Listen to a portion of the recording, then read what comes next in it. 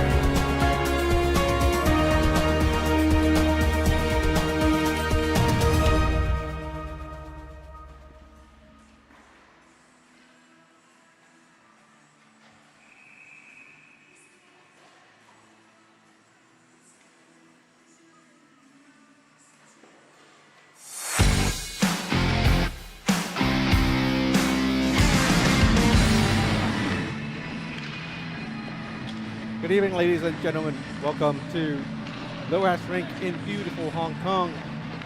Happy New Year for those who haven't joined us for a while. It's happy 2026. Tonight it's Hong Kong League, hosted by the Hong Kong China Ice Hockey Association, powered by Power Play Sports and Entertainment, and supported, of course, by Low-Hash Rink. Tonight's game is also brought to you by Gatorade, the official sports drink of the HKL. Thanks for their support for ice hockey in Hong Kong and all over the world. One time, that's it. All right, and also thanks to Puck Empire, your #1 source for North American hockey news. They are on Instagram, X. On Instagram, I believe they are nearing 200K followers. So for all your NHL, AHL ice hockey news, you Vancouver Canuck fans, that's where you want to be. But if you don't like North American ice hockey, if you want to follow international ice hockey instead, your #1 source for international hockey news is Hockey Worldwide, including the news about Hong Kong China coming back for the U20 World Championships. In Division 3B, they achieved second place overall, winning the silver medal as well as the silver trophy. For all the international ice hockey news, follow them at Hockey Worldwide on Instagram. They are also owner, Puck Empire and Hockey Worldwide, of the team in red we're seeing right now, Hong Kong Panda. Hong Kong Panda now third in standings versus #2 in standings, Black Dragons. Tonight, Hong Kong Panda with the addition of a late call-up, #8, Owen Kwok. And tonight it's the first day of the return for players who are in the Hong Kong China representative team participating in the IIHF U20 World Championships in Kyrgyzstan. Nice save there by the goalie, #20 Moses Fung, as a lot of the players arrived back home late yesterday night after a grueling 7-day tournament in Central Asia. Last couple of weeks instead, teams missing 2 youth players each. Tonight, some of those players are back, but some aren't. And those who are back will likely have fatigue issues, long shot by Whitney Olsen, the captain and GM of the Hong Kong Panda. The puck saved by goalie Rexton Chui. Rexton has become a staple of the Black Dragon lineup as he really outperformed many fans' expectations of a young player at his age, playing up to the adults division.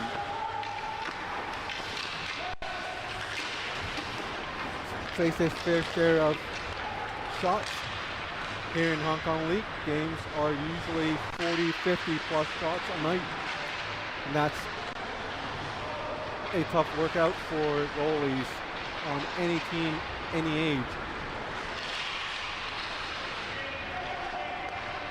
The two teams, second and third in standings. 4-team league we have. In first place, the Toro Bulls. They will be playing next tonight. Toro Bulls running away as the sole leader in standings and leading by a good margin. For second place Black Dragons to catch up to Toro Bulls, they would need to step it up quite a bit here, but they are still mathematically in the game for, we don't have the President's Trophy, I think they should make one, but equivalent of finishing first place overall in the regular season. All 4 teams to make the playoff, 1 versus 4, 2 versus 3. But you would get a significant advantage if you're the one playing the forward. In fourth place, the Aviators. They have one regulation win and 1 overtime win in 9 regular season games.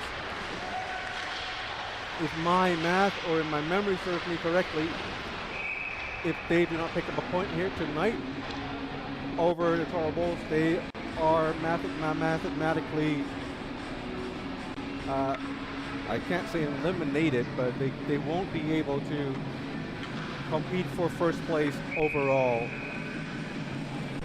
in the regular season.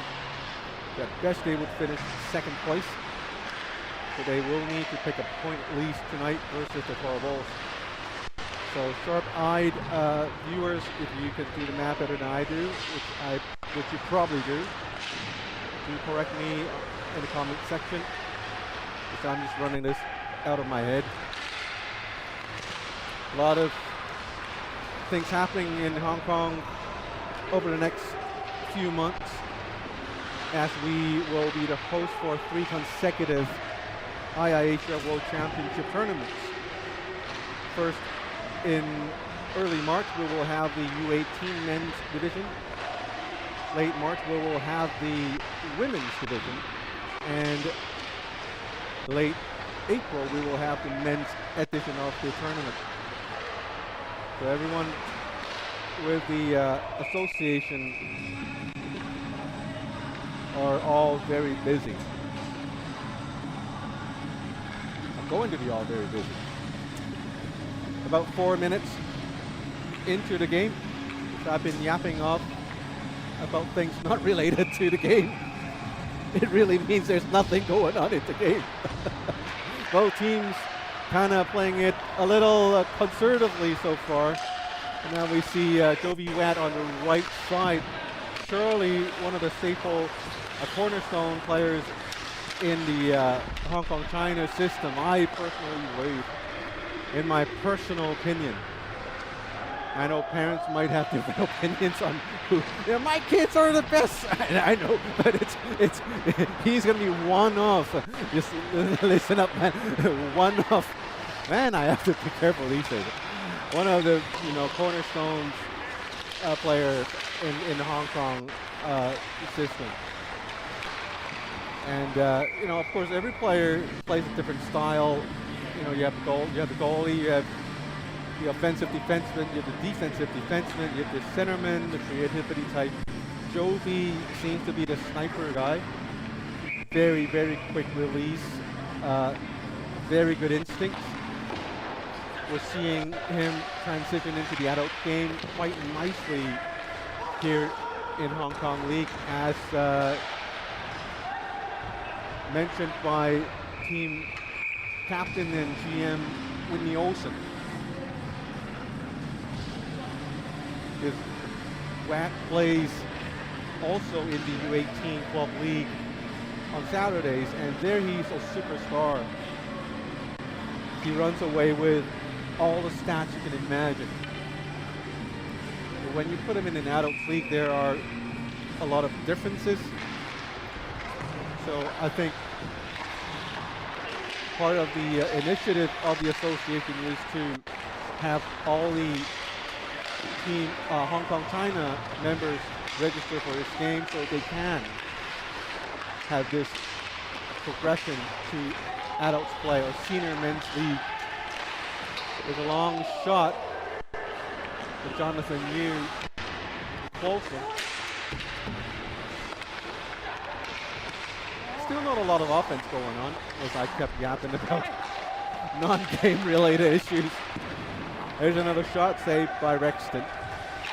Jonathan Yu puts it back down into behind the net.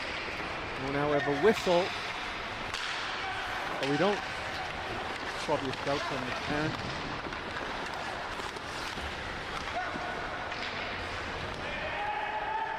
Anyone with young players like Bob Yan, the Ryans, too many Ryans, forgot who's who. Yang Mi, I believe. They are the co-GMs of the teams. And it's mandatory that the teams will have one of these young youth players serving as one of the GMs on the team. So I think that also gives them experience in managing a team and having some of the top players here in Hong Kong to look up to, how they talk to players, how they handle their responsibilities, and how they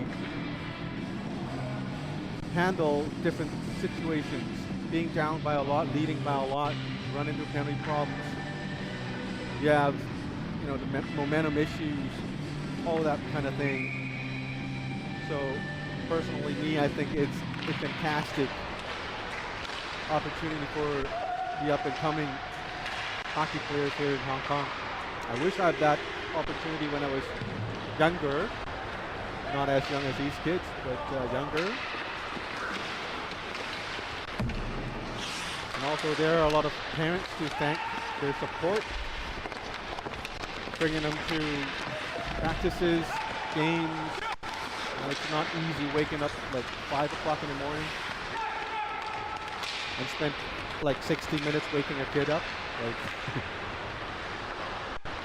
So 7 minutes gone, not much going on. McCaskill on ice, trying to feed it to Latour. Latour missed it, and guess what? Who's back? It's McCaskill himself. He's just everywhere now. Latour gets, no, he doesn't get it. Angelis offside, marginally offside. And we'll have another stoppage. Face up in the neutral zone with 12:44 remaining in the opening period. Nice referee, Craig Wissell and Tim Choi. As usual. Actually, Timmy Choi is a linesman. Andy Lee's the other referee, and Teddy Chan is the linesman. This nice stretch pass to Jovi Wett, a quick shot saved by Rexton. Rexton got bumped into the corner. Players batting for the puck. Panda came out with it. Panda, 66, Eugene Lee circles around to Jovi. Jovi with a shot wide. Rebound picked up by Yan Yi. Dumps back down deep to Jovi Watt. Watt with a pass. And right in front of the goalie and deflected by the Black Dragons. Now the Dragons will have an opportunity, but they're having problems getting out. Oh no, Jovi with a sharp angle shot saved by the goalie. Cheers from the Black Dragon bench. But somehow they would have to get it out of their own zone, otherwise the goalie's going to break down. Nam Yi brings it back. Hong Kong Panda control and play. Hanglin up front, misses it. Ryan Lee the other way. Ryan Lee on the right side, tries to move it back to Boyce Wong. And that's a penalty.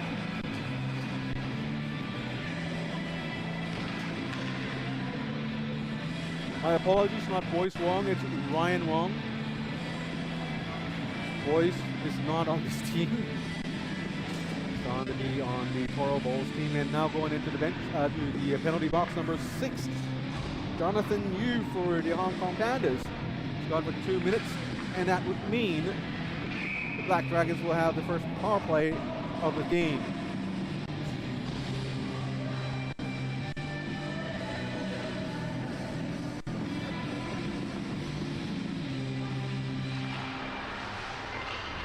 Black Dragons with the face-off. McCaskill with the puck circling around. Tries to give it to Latour. Pass did not connect, but Wilcox picks up the puck. On to the right side. Bumps it back. In front of the net is Latour. Nobody could give the puck to him. As they continue to pass the puck around the corner. Now the Hong Kong Panda gets it out. Ryan Lee going back to get the puck to Casco. Taking advantage of a bad line change to Wilcox. Long shot saved by the goalie and holds it for a whistle with 10:45 remaining on the opening period.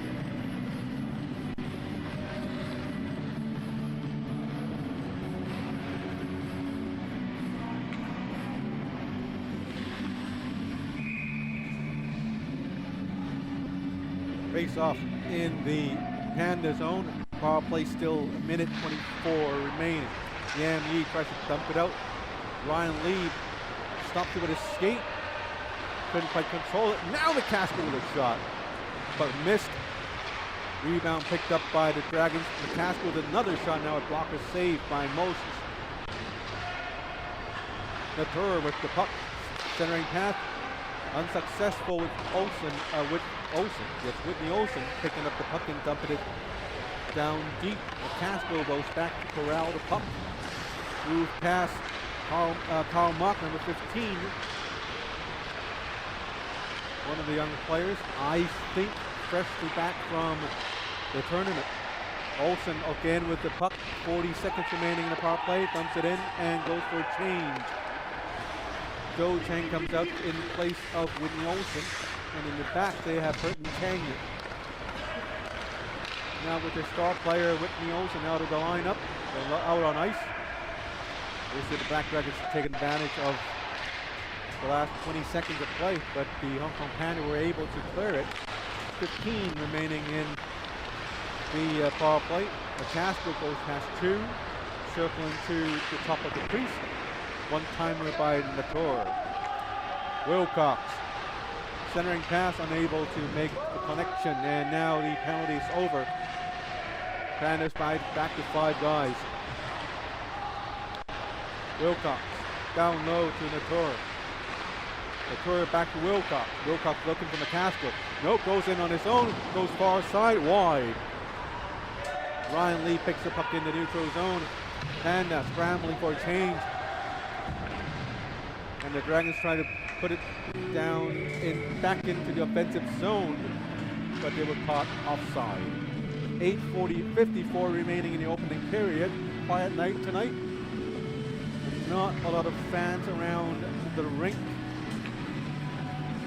Should have about 20-ish in the lower bowl. I just point this the lower bowl. upper bowl, upper deck. We have a restaurant full of people, but I don't think anyone's watching. Hopefully after dinner they'd be around to spectate on this wonderful game of ice hockey. Not a lot of action so far this game. No highlight reels to show for as far as I can tell. There's Rat on the left side.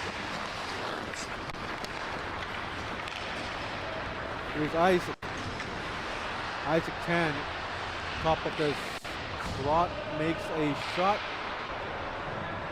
Yami corrals it. Moves to Andrew Lee on the left side, going in, down deep, into the corner. Tries to move with, try to create some space for himself, and now with the penalty assessed against number 4 Black Dragons, Sean Navin. Complaint from the Dragon bench. Also a complaint by Sean Navin, but there's not a lot Teddy Chan, the linesman, can do. And now it's the Hong Kong Pandas with their first power play of the game. Let's see how they do with their own power play. 8:05 remaining in the opening period. Shots on goals, 10-7 in favor of the Pandas. For the goals, 0-0 as they call it in Great Britain or the United Kingdom. What do you call it these days? England, United Kingdom, Great Britain? Are they all the same? But kids, you know, go to school. Don't be like Uncle Scotty. Learn your stuff. Do you know the differences? You know, I don't need to offend anybody. Just let me know, you know, lecture me, educate me on this issue. Because I don't know. The 0-0, as they call it, over on the other side of the pond. Europe. 0-0. Olsen to Watt. Down low to Esterman. Esterman a little quiet today. Cross-ice speed to number 8, Owen Kwok. Owen Kwok tries to bang it in front of the net. He was a little too close to the goalie. Not much room to aim for. Now we have Olsen going in. Wilcox. Very fast player considering his age. So I don't really know how old he is. It's just with all that mustache and all that stuff going on, like excellent with the puck.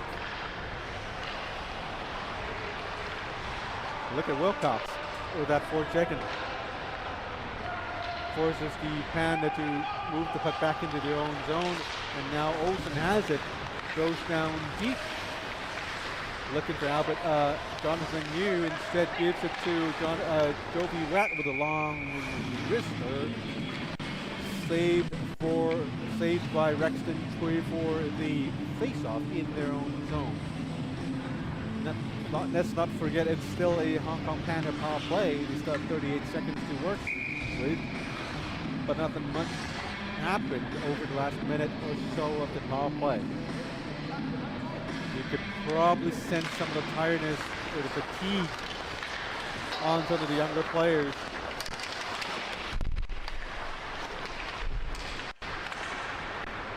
Here's Jonathan Yu with the puck. Woody Olsen. Olsen to Joe Cheng. Joe Cheng, a player who really shined in Hockey Night in Hong Kong. Now with a breakaway, went top corner a little too high up. Joe Cheng really shined in Hockey Night in Hong Kong Division 1 play. But here in the Hong Kong League, I think he's more on the second line forward duties. There are more top players here in the Hong Kong League when you compare it with the Hockey Night in Hong Kong League.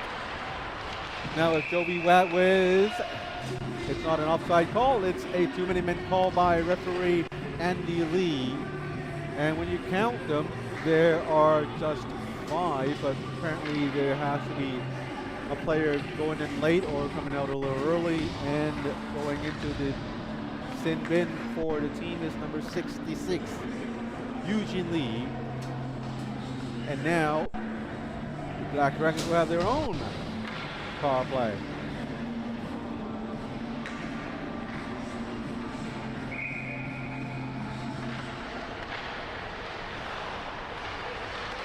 McCaskill tries to feed it to Ryan Lee, intercepted by Joby Watt.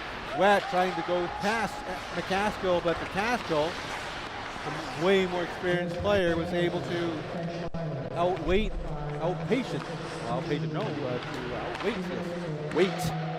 Joby Watt. Ended up stealing the puck from him. Hong Kong Panda, Joby Watt, disciplined play. Bangs it out into the neutral zone. Ryan Lee with the puck. Wilcox. Wilcox to Lee, down low. Lee centering pass, back to Lee. A ballad in the corner. Wilcox picks it up. Wilcox going in, and oh, nice save by the goalie.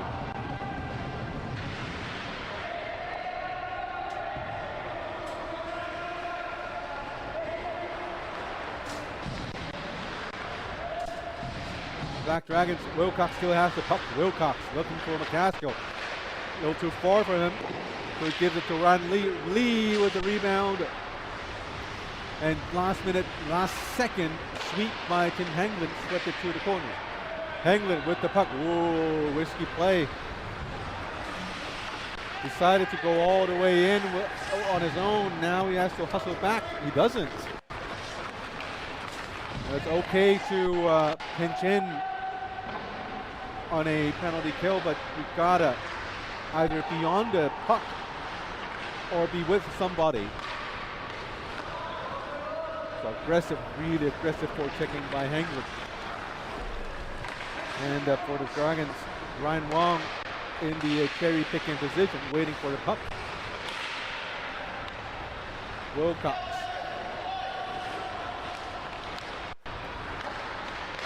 Nice pass to Ryan Wong. Back to Latour. Wilcox now has the puck. Latour moving into the slot. Wilcox tries to glide, drag the puck back into his backhand. But the puck was stolen and he was exhausted. He had to go in for a change. Taking his place, Lucas Lau, number 83. Big shoes to fill. Oh, nice shot by Olsen and a better save by the goalie, Rexton Choi.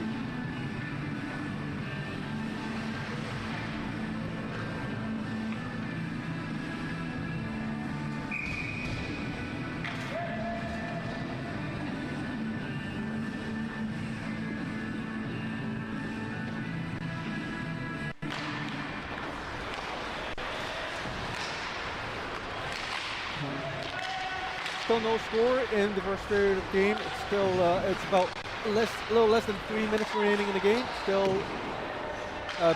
teams are back to 5-on-5. Centering pass, nice pass though. Intercepted by Isaac Chan. Isaac ran into the boards by Lucas Esterman. Esterman regains possession in the offensive zone. Now picked up by the Black Dragons on the left side, dumps it in. Going on the other side is Lucas Lau. Lau not getting hard enough. Oh, but they picked up a freebie right behind the net. Tries the shot, and this one's deflected out of bounds.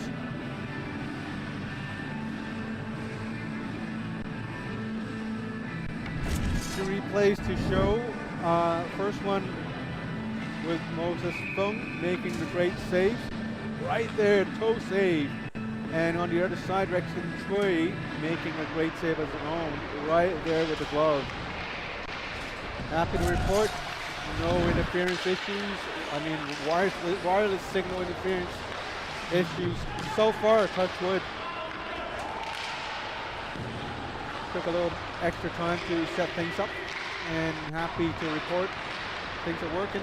Joby against McCasker, shot and saved by Rexton Choi, just barely with his pads just shutting that 5-hole last second.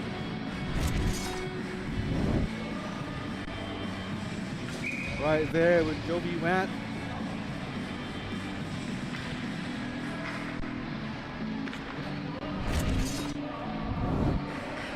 A little under 2 minutes remaining in the opening period. Shots on goals now, 19-9. Hong Kong Pandas really trying very hard. Oh, nice shot by Joby Watt and a better save, a glove save by Rexton Choi. Didn't get the entire thing, but it was enough.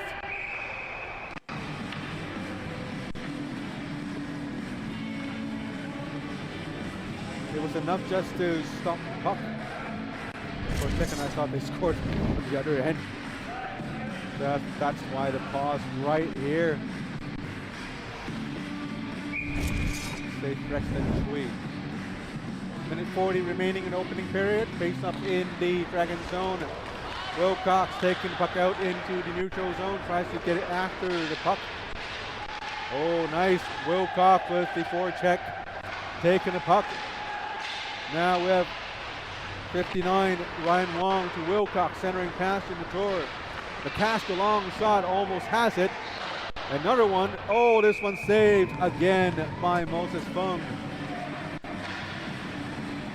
Some amazing goaltending so far in almost 19 minutes of play. amazing reflexes from both goalies.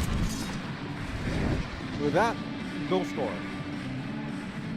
Lots of shots though, 20-11 in favor of the Pandas with a 9-shot advantage. In a lot of leagues, especially with the lower leagues, games sometimes will have less than 20 shots on goals. And now we have all that in just one single, well, not even one single period. 59.5 seconds remaining in the opening period. We have still tied, no goals.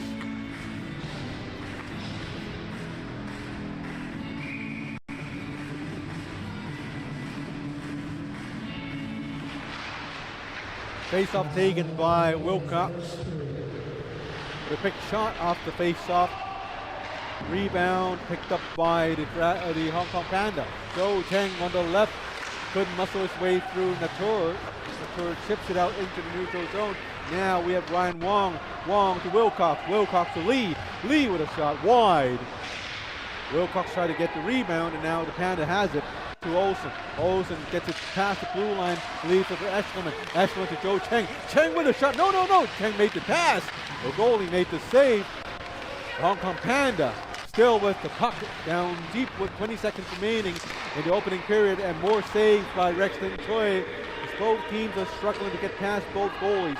Wilcox the other way, gets it to McCaskill. McCaskill down low, centering pass. Wilcox had it. 6 seconds remaining.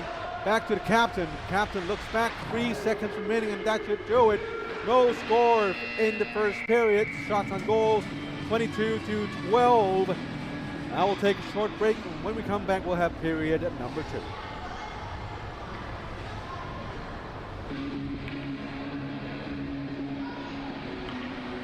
Shots after the first period. Hong Kong Panda 22, Black Dragons 12. The score after the first period. Hong Kong Panda 0, Black Dragons 0.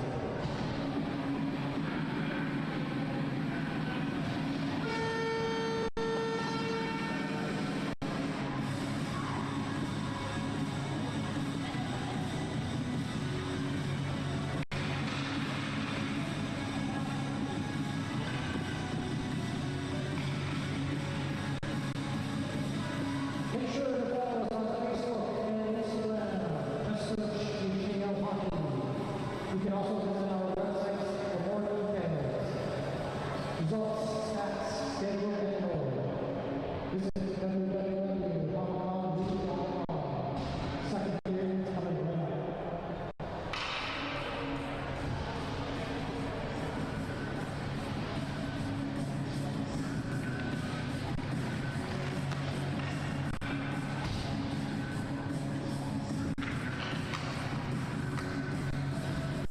We welcome you back to period number 2 of the Hong Kong League, Week 10.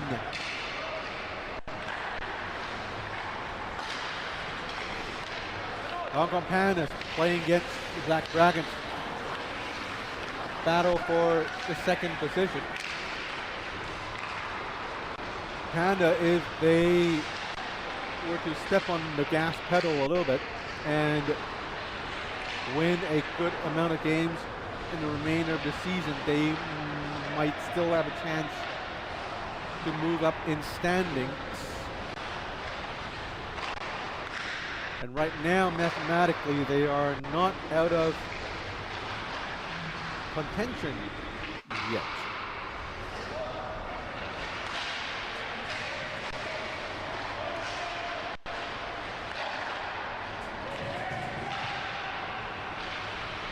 Looking at the schedule after tonight's game, we will have a game next week, and that would bring us into February the 2nd. One more week, February the 9th, and we will go into the Chinese New Year break. It will be a 1-month break. And the All-Star Games, originally scheduled on March the 2nd, is now moved to May for the IIHF U18 World Championships here in Hong Kong. It's also time for the Winter Olympics So the nice folks at home are into international ice hockey or winter games, winter sports. You have the Winter Olympics to watch, but right now there are no broadcasters here in Hong Kong as we speak. Nobody knows about who's going to receive the broadcast rights of the Winter Olympics in Milano Cortina. Don't know if I have no idea, so that's why. For the last couple, last couple Olympics, the HKSAR government picked up the taps and bought the rights to the Summer and Winter Olympics, and in turn all the media outlets here in Hong Kong gets to share the broadcasting rights here in Hong Kong. But this year it's unusually late. We're about 2 weeks away from the Olympics, and we're still not hearing any rumors or news about who's going to take the broadcasting. And we're not going to get into politics here, but I believe it's the policy of Hong Kong, where the government wants the residents to be able to watch these major sporting events, including the Winter and Summer Olympics. But nobody's going to bid for the broadcast rights, so the government might just as well pick up the taps, because they understand Hong Kong viewers would want to cheer on for their home team, Hong Kong, and as well as Team China as well. And we do know China has increasingly a greater and greater presence in winter sports globally.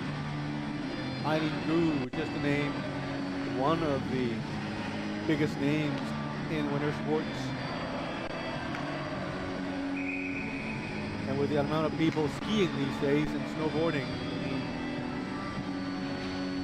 of course there's also the ice hockey element to it.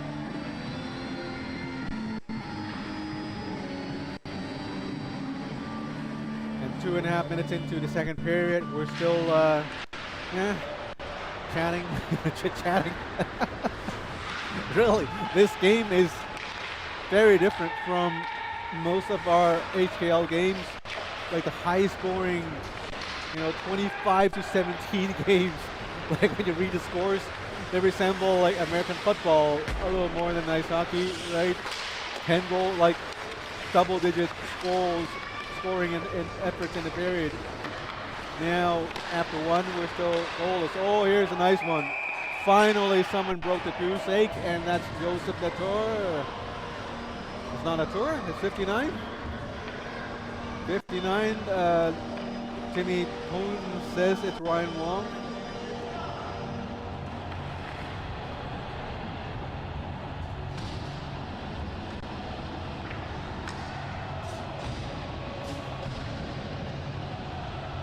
I'll see if I can get that replay. I think I do. Right there. The puck bounces off. Oh, it's a nice play, number 59. You're right, Kenny. Goalie had a piece of it, the pads, but it ricocheted out off his pads into the net. So the goalie made a great move, but oh, that's another goal. And Hong Kong Panda ties it, just like that. Mr. Psychic says 22. I was busy pressing buttons and I have no idea. Replay right here. It's a deflected pass right into a Panda's stick. So he moves it cross ice. There you go. 66. Right in front of the Eugene Lee. Oh, it's Jovi Watt, cross ice pass. Nice tap in. 1-1 to score. Just as you think these teams are not scoring, they scored two in quick succession. Not from the same team though. Now McCasker gets it. Moves it out for a change. Well, he's not changing. He's screaming for his teammate Anthony Wong for a change. And now with the Hong Kong Pandas from behind the net, try to center it, and now the Dragons gets it. Dragon has a 3-on-3 situation here. 98 Isaac Chan goes across the blue line and it's offside.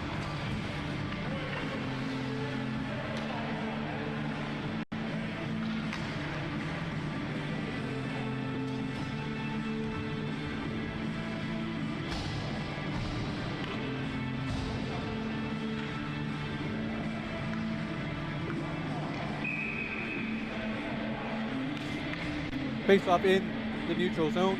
Latour facing off against Olsen. Olsen gets it back to Yu. Back to Olsen. Olsen races forward. The puck gets it. Couldn't quite get it off. Karl Mock right behind him. Puck picked up by McCaskill. All the way up front to Ryan Wong. Also in presence tonight, Chairman of the Hong Kong China Ice Hockey Association, Mr. Sherman Chan. I don't know how he does it, jumping back and forth Hong Kong and Kyrgyzstan and wherever he does business in. Very busy man, but he's always somehow involved in ice hockey at some point in any given week. He was there at the games. I was there at the association's office this past week, and he was there. And I said, aren't you supposed to be in Kyrgyzstan? He goes, yeah, I just got back. I don't know. It's not a job for me. I'm just happy here. You know, yapping on, talking about games, night in, night out.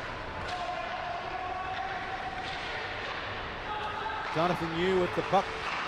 Long pass. Oh, nice one. 2-1 to Panda. Somebody's asking for a video replay? I don't know. It's called a goal.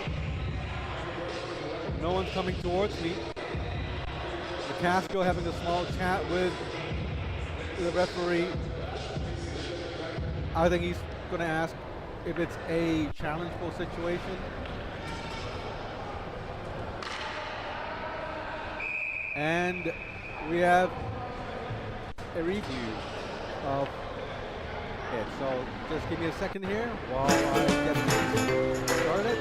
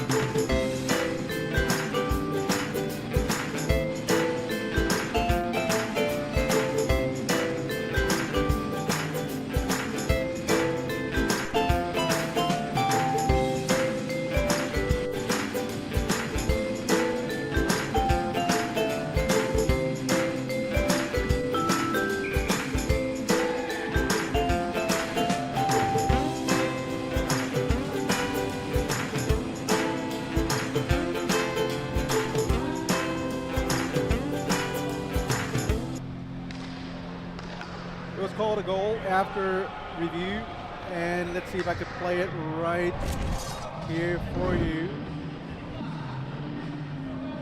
So the review was for high sticking, I believe, and not right here. So the challenge was for this high stick incident, I believe, right here.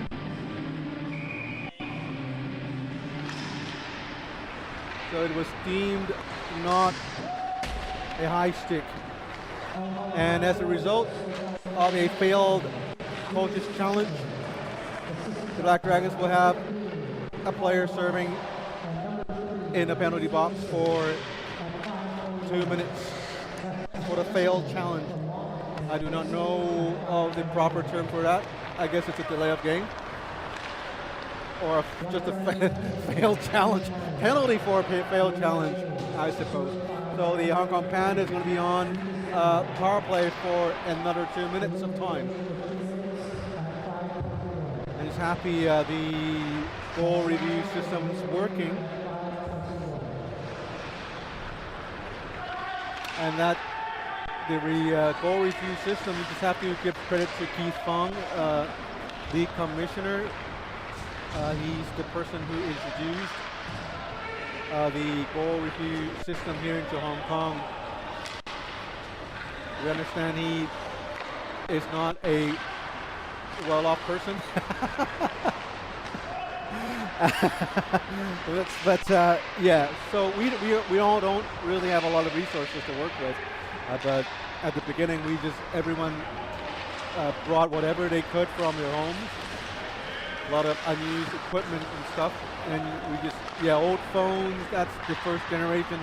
Timmy Trey on my left here, he also chipped in, and everything started that way. And then Sherman Chan of the association liked the idea, and he supported the notion and gave us actual resources to work with things. So that's where we are now. And here comes Wilcox. Wilcox going up, very, very patient. Young guys need to learn from that. Most of the guys would just go all in for the shot, but Wilcox, seeing that between him and the goalie, there are two red shirts, he decided to move the puck to the side of the offensive zone for his teammates to arrive.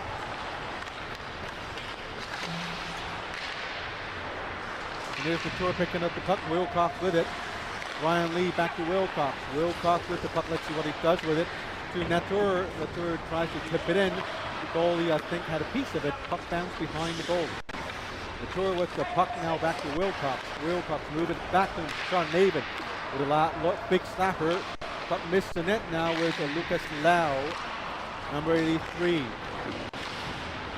Lucas Lau, I think, on line 3, line 2 duties. Not a core player in the team, but I think it's when players like him gets to play in a league like this, it elevates his level of play. And when Lucas play in other leagues or lower leagues, he can share the experience he gets from this playing in the top level here in Hong Kong League, and just benefit everyone around the community. Nice pass, Wilcox once again, the man first to the puck. Before he gets to the puck, he takes a quick look, sees Latour, and also sees McCaskill. McCaskill in front of the net. Puck handles his way out. To the left side, down low to Wilcox. Anthony Wong. Centering pass to Ryan Lee, and we have a whistle.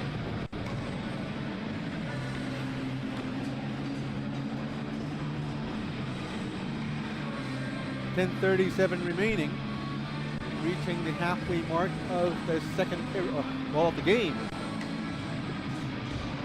The Hong Kong Panda still dominating in terms of shots on goals, 28-18.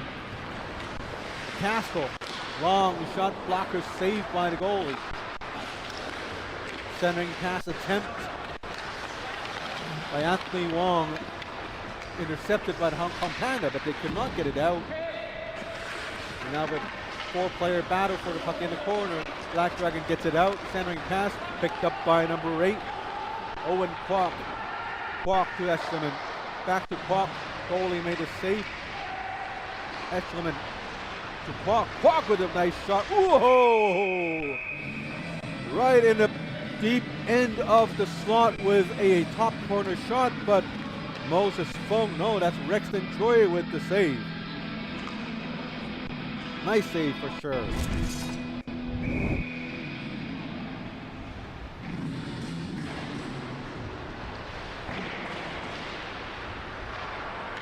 And you look at that save right there.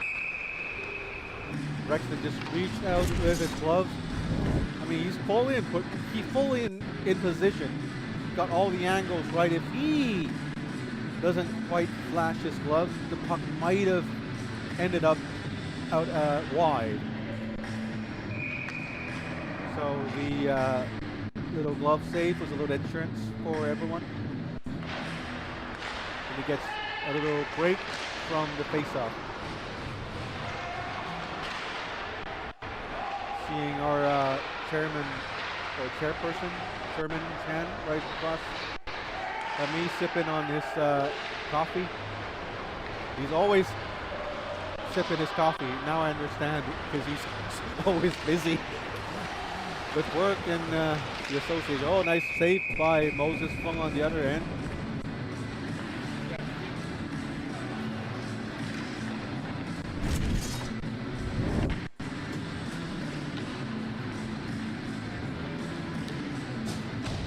Moses almost slid to his left in anticipation of the pass, but realized it's not a pass. The way the trajectory of the puck is moving upwards, he knew it's a shot and decided to make the save instead. That's a good reflex play. Ryan Wrong on the left side, cutting into the slot. Finds Curtin Chang. Chang is still with him. Chang tries to bang the puck out of the zone. Naven picks it up. Wilcox tries to jam it past the goalie to his pads.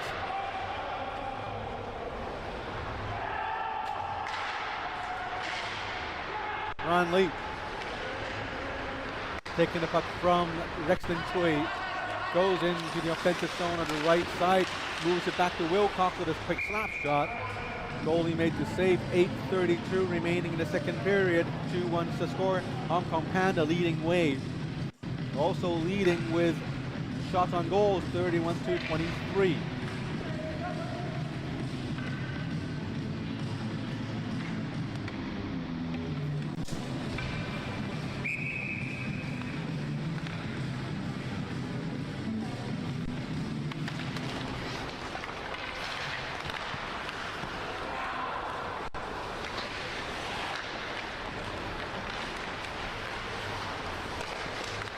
McCaskill to Ryan Lee.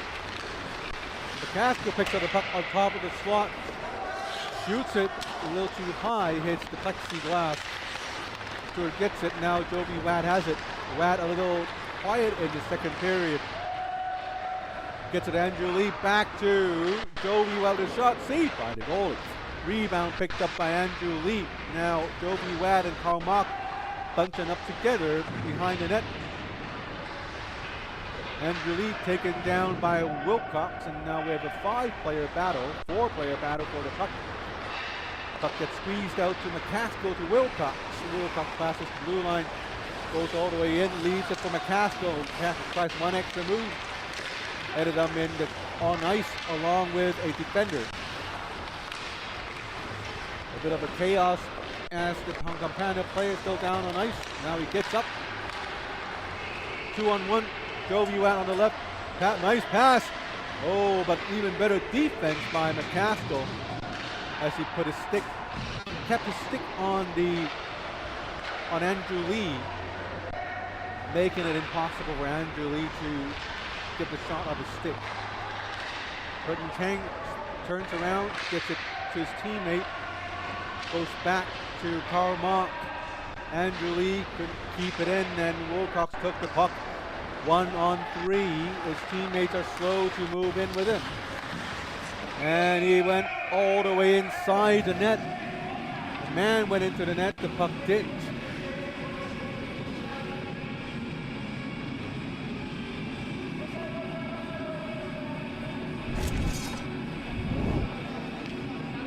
Here comes Wilcox, 1-on-3. Shoved into the net by Burton Cheng. Cheng also lost his footing. But everyone's down except for Wilcox. He's the last man standing. Eshelman. Nice move there.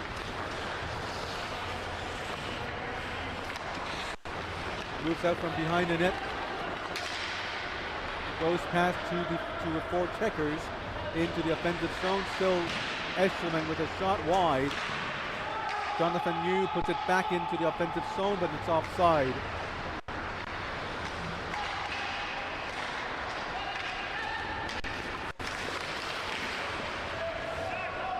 The youngster line for the Dragons, Pattern Lai, Lucas Lau, Anthony Wong. Sean Naven blocked the shot with his skate.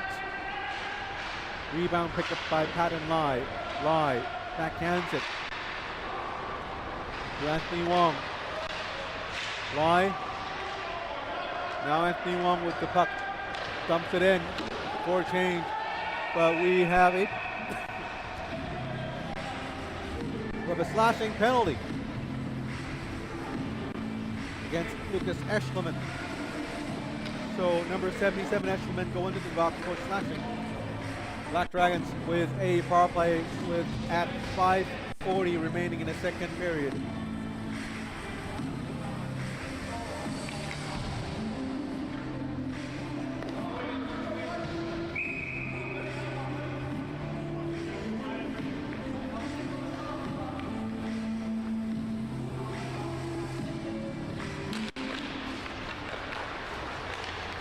McCaskill with the puck. Long shot through traffic. This one's wide. Latour tips it back to Ryan Lee. Lee to Wilcox. Wilcox moves closer. No room. Back to Lee. Lee with a snapper. Goes in and they score.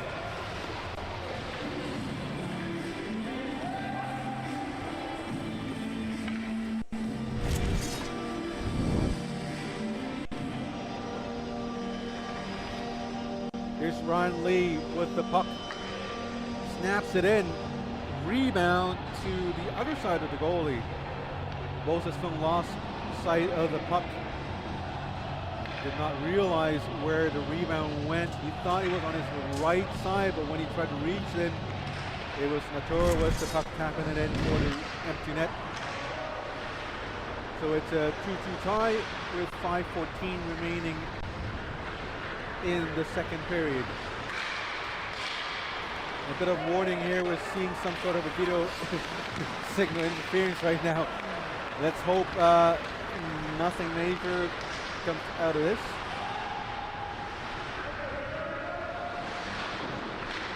Shots on goals a little closer now, 34-27. Black Dragons coming back a little bit. Here comes Wilcox with a shot. Goalie makes a safe rebound. Oh, big rebound all the way into the neutral zone. Now the Hong Kong Panda come back into it. Latour with the body. Protecting the puck, gets it out to Wilcox. Wilcox.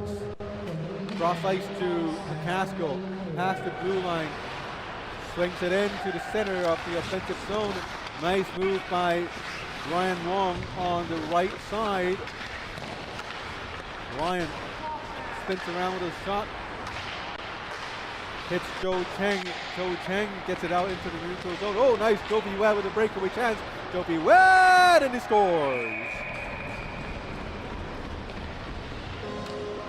Hong Kong Panda in the lead again.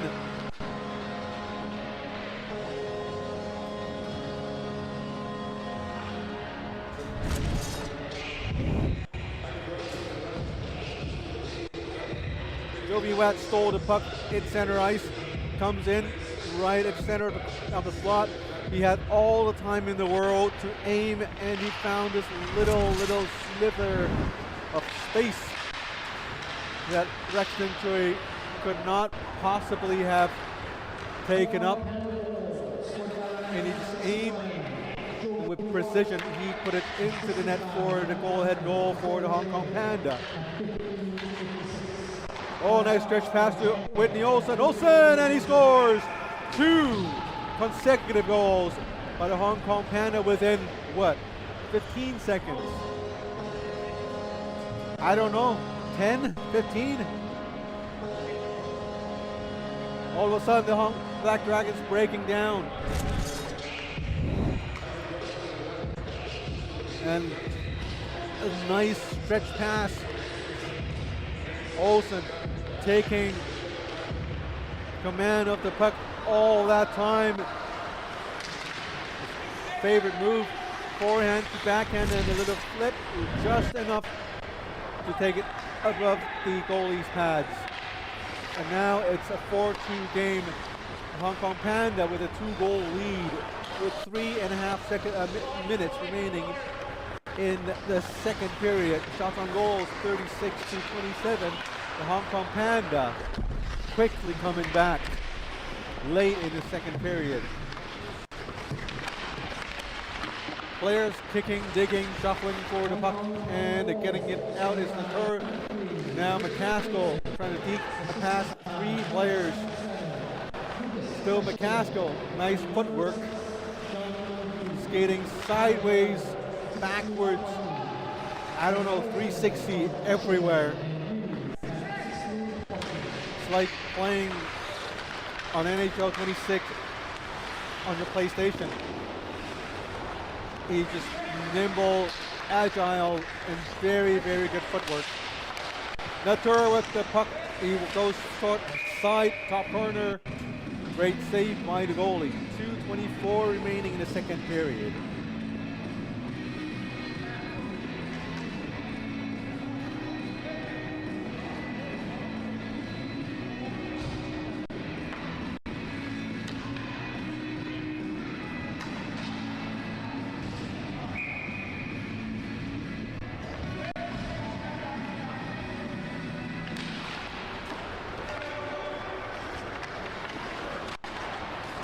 Two-goal game. Nice shot at pattern line, deflected out of bounds. Puck went off Yami's stick into the protective netting. I thought it was going to be a boring game. I don't know.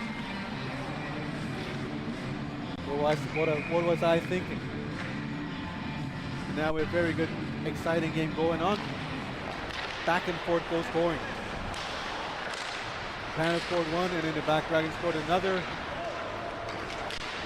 Now the Hong Kong Pandas are pulling away just by a little bit. Here's Owen Kwok.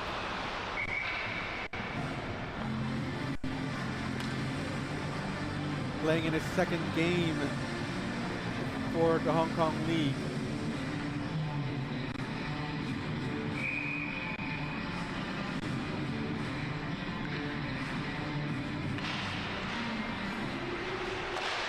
Hong Kong Panda with possession. Nice spin around.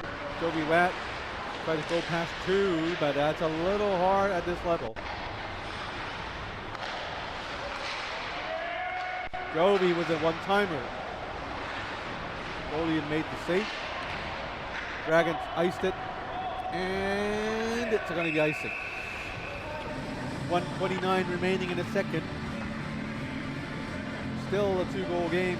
No changes for the Black Dragons, but Hong Kong Panda decided to get some fresh legs onto the ice.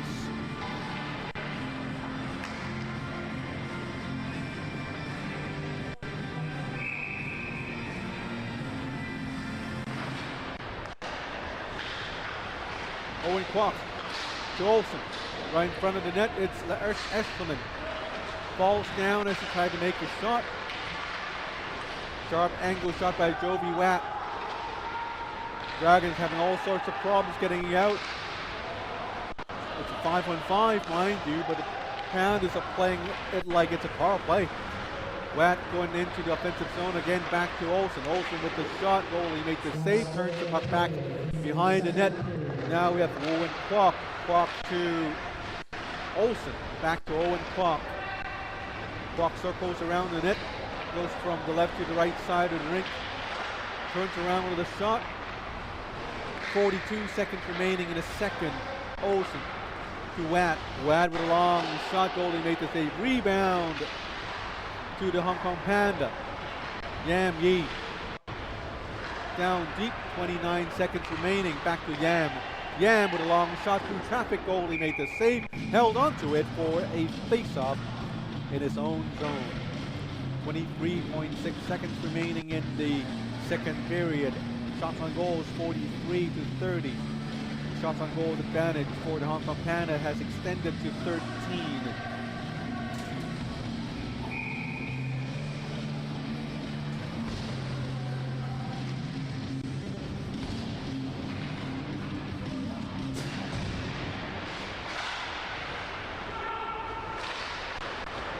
Wilcox, Ryan Wong, back to Wilcox. Wilcox, no shot to Ryan Wong. Whoa, nice pass to Ryan Lee. One times it, goalie made the save. Eshelman has it, 5 seconds remaining, dumps it in. And Joe Cheng has it. That should do it for the second period. 4-2 to score. The Hong Kong Panda, team in red, leading the game by just 2 goals. Third period coming up right after this.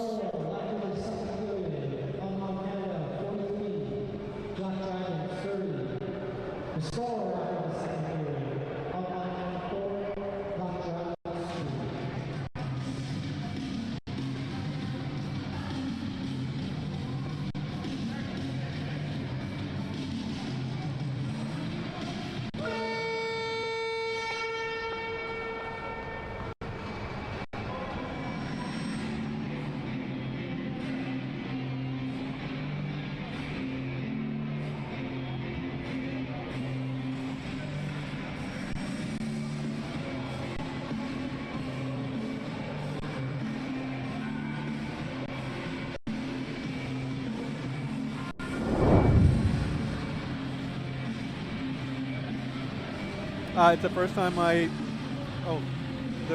find myself on the on screen, but yeah, we just received a little present here from a parent. Little gift. Thank you for the food. We appreciate it. We'll finish it off very quickly. Thank you for supporting. Oh goody. Pizza. It's the second time we've received pizza from our wonderful fans. Last time I think it's gone in like what, 4 minutes? Yeah, Timmy and I just, I don't know. I don't even know the correct word for it. I don't know. The story annihilated the pizzas in like 4 minutes flat. That's the third period. And the Hong Kong Pandas now playing on the right side of the screen. Wilcox goes in, tries a couple deeps, couldn't quite get past number 66, Eugene Lee of the Hong Kong Panda. Now this pizza thing is right in front of me. This is the aroma or the odor. it's just constantly distracting me from. It's such a surprise. So where was I? All right, 18-50 remaining in the third period. 4-2 still the score. Wilcox doing everything except scoring a goal right now. He's just so good up front. Now we have Olsen breaking out. Olsen coming in and no goal. He was pestered by number 7 Ryan Lee from behind or to his side, and he wasn't able to get that shot out. And it's an icing call. That means we can get to the pizza, right?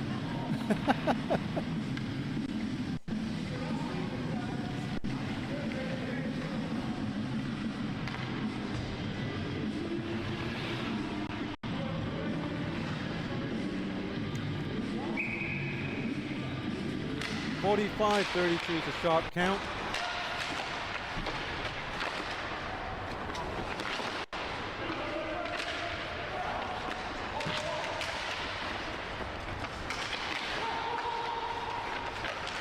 We're not eating. We're just waiting for things to happen. We have a penalty coming up, though. I think it's Echelon going down. He is. He went down. Yeah, I think a stick got stuck in his skates, I believe. That's called the holder, I think. Yeah. And Lucas Lau's going into the box for 2 minutes.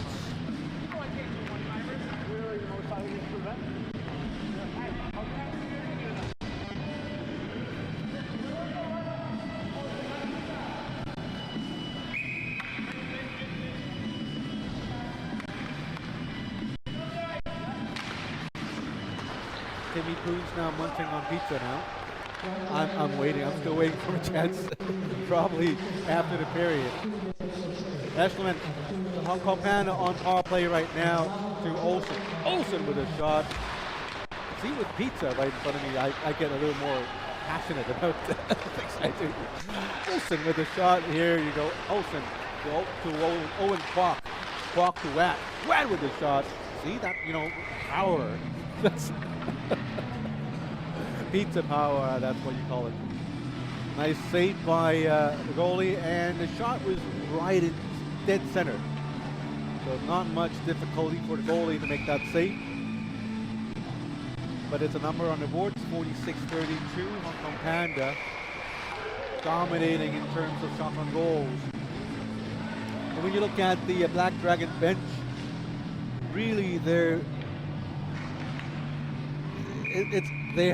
do have a lot of players missing from their lineup, but every single team is probably looking at the same thing. You look at the Black Dragons, Chris Antonelli's not here. Jaden Yung is out. Ikeda, Lao Chirok, they're all out, I think. The core is still here. It's just that Wilcox and McCaskill and the core. These players, they are just waiting for things to go their way, and I think that's the correct mindset. If you look at Wilcox, that's the best player you can look up to. He's doing everything he can.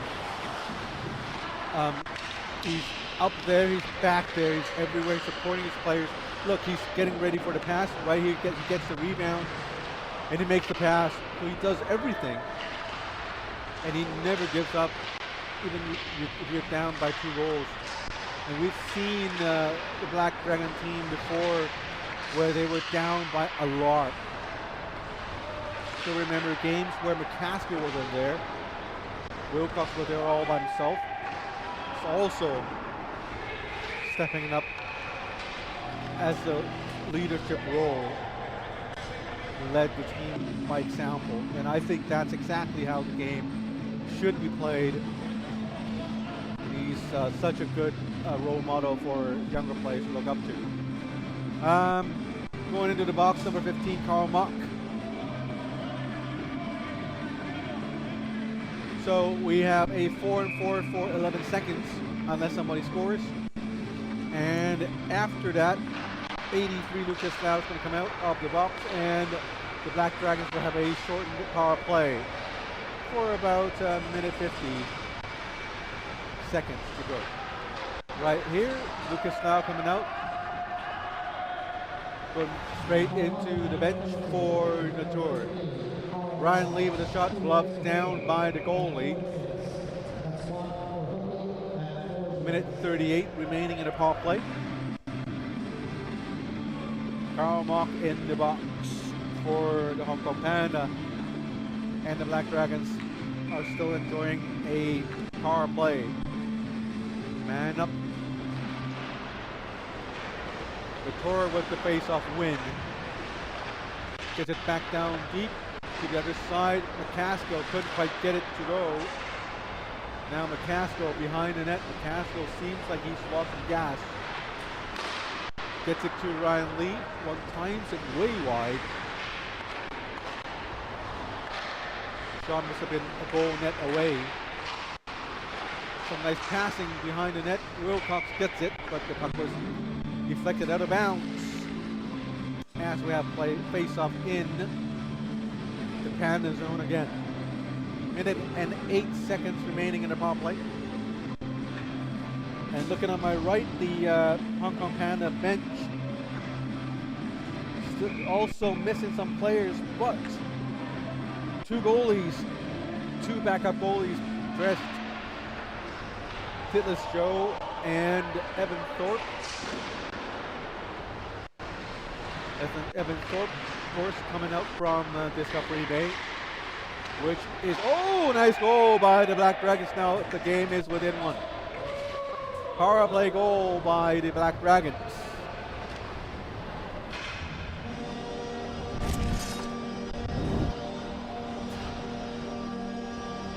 Right in front of the net, it's 59, Ryan Wong. Puck went out to the point man, long shot. Tipped by Latour, goalie made the save. And Ryan Wong was right there for the rebound.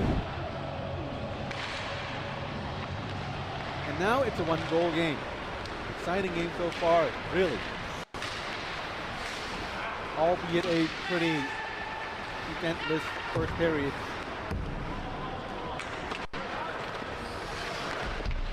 Now in the third period, 14 and a half minutes remaining. McCaskill and Wilcox with a 2-on-1. McCaskill gives it to Wilcox. Back to McCaskill. Tick, tack, tick play. Is that what you call it? Tick, tack, tick? Or bing, bang, bing?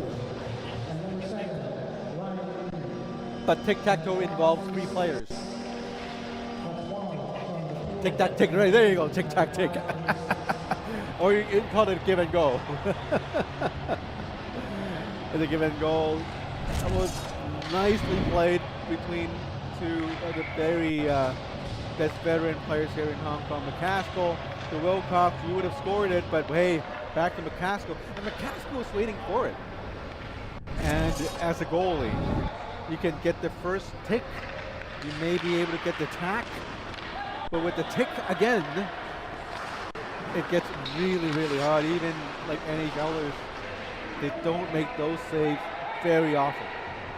You can't blame the goalie, but if you look at the tape, you gotta wonder how that happened. And the defensive core has to do a better job. And there's another one. Yes. We now have a tie game. We're back to square one after all that excitement.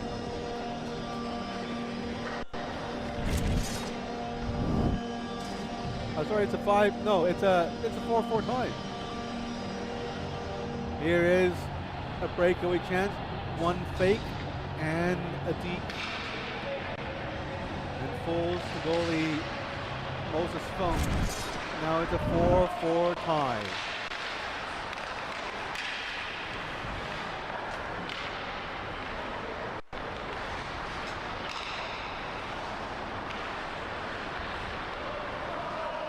Here's Joby Watt. It's a tie game, and the Black Dragons has come back. Not only in terms of goals, but also with shots on goals. Shots on goals now 47-40. They were down by 12 shots, I believe, at a point. Now they're back within 7.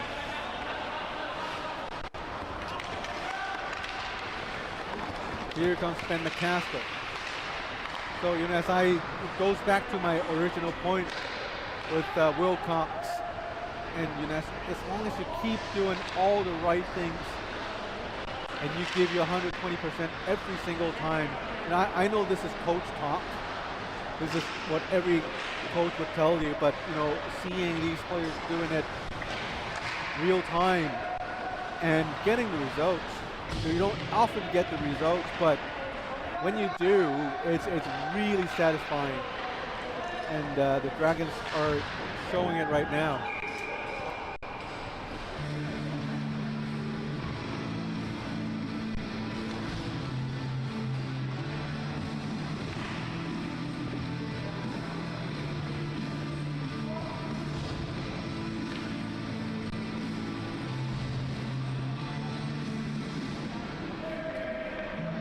Scores 5-2. Black Dragons take the first lead of the game.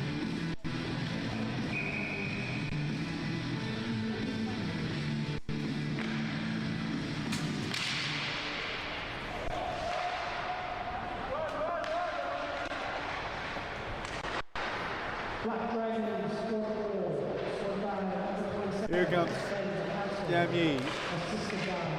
Tries a cross ice, intercepted by Ryan Wong. Ryan Wong centering pass to Wilcox. Wilcox makes the shot, and the goalie Moses Fung makes the save. Wilcox batted the puck down midair, gets it to Ryan Wong. Wong to Wilcox, cross ice to Natur. Natur back to Navin. Navin goes back down deep, finds Ryan Wong on the right side. With Ryan Lee, long shot, goalie made the save. And the Black Dragons are back in a driving position here at this game.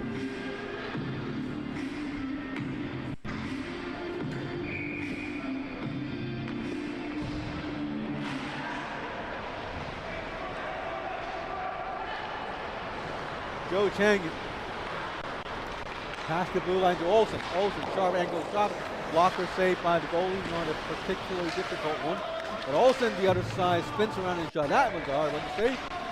Save made by the goalie, Rexton Choi. And I think the referee's trying to check on the goalie's mask, as it was a head shot, and there's this strap coming loose behind the goalie. 11 minutes 32 remaining in the game. 5-4 the score.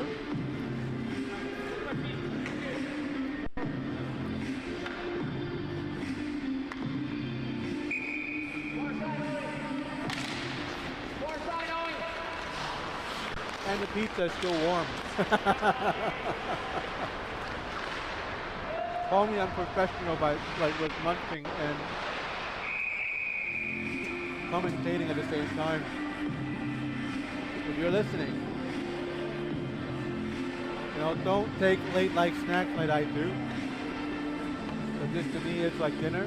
So thanks for the fans and parents once again for the food.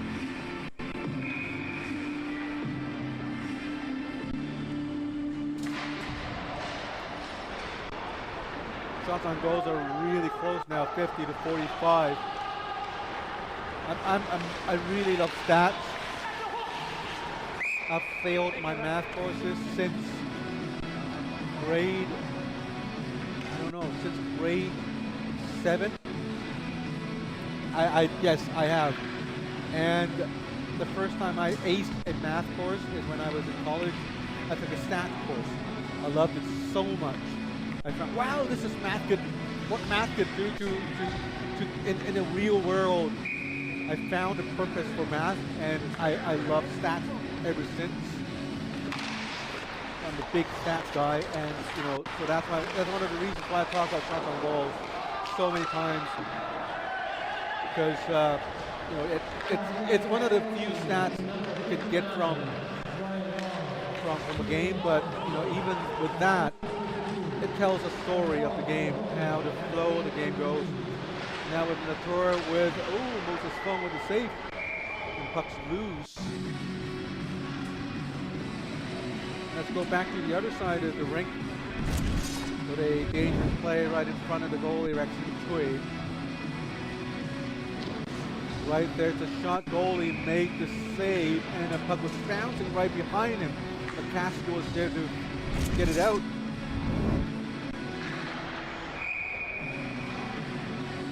do have a power play. Hong Kong Panda getting a man advantage as Ryan Wong is in the box for 2 minutes. Let's see if the Panda could tie the game up. Game 10.5 minutes to go. So they still have a lot of time to make up for lost ground. But this power play is going to be a very good opportunity for Whitney Olsen and friends. Olsen going in, tries to chip it across to Goldie Watt, intercepted by number 16, Pattern Lie. Black Dragons ice the puck down and Eschling back to corral the puck. Passes it to Owen Kwok, not a clean pass. Goalie flicked it out to Isaac Chan, but on the other team, Isaac moving in close. Pattern Lie waiting in front of the net. And now Yami gets it. 34 seconds remaining in the power play. Goldie Watt with Olsen behind him, drops it for Olsen. Olsen moves in, shoots, and he scores. He have a tie game.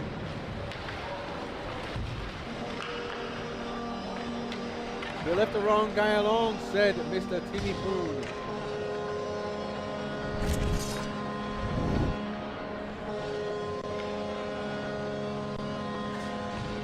Here is Whitney Olsen coming in. Short side. High. Ties the game up at 5 apiece. And now it's all back to square one. 9.5 minutes remaining in the game.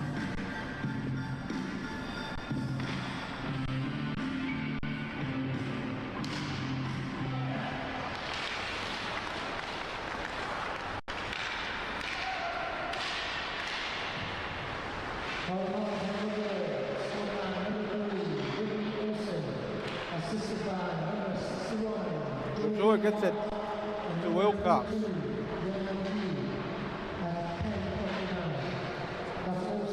Centering pass to Ryan Wong. Tries to jam it in. Goalie made a stick save. Wilcox looking up cross ice to Natur up close, shoots, rebound, and no goal.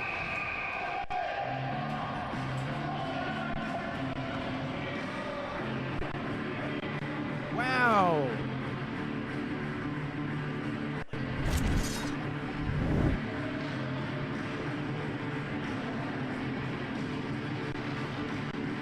That knocked down by a high stick and a pass face-off outside. That's a correct call. I don't think it's a challengeable situation because it's not a goal. Let's play that one again. Try to explain what happened. The puck was right there. Goalie made the save. Rebound. Stick save by Jonathan Yu. You got to give him that. And Burton Chang was right there. And the Black Dragons just high stick the puck for the pass. And that's a no-no. 8:46 remaining in the game. In the 5-all tie.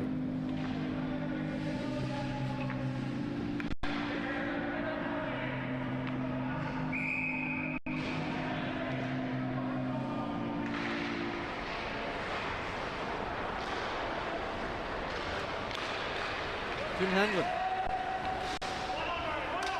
Puts it down deep. Back to Hanlon.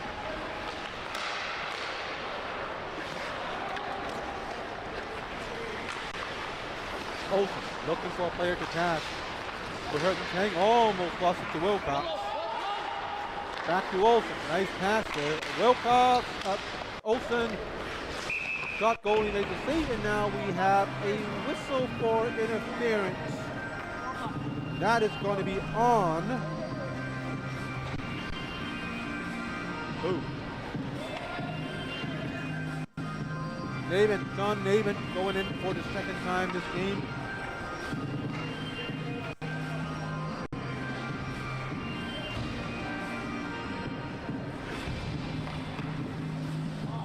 This is going to be a game-turning moment for the teams. Hong Kong Panda with a power play opportunity, but getting the face-off draw. It's McCaskill. Fires it down the ice. Goalie Moses Stone comes out and play the puck.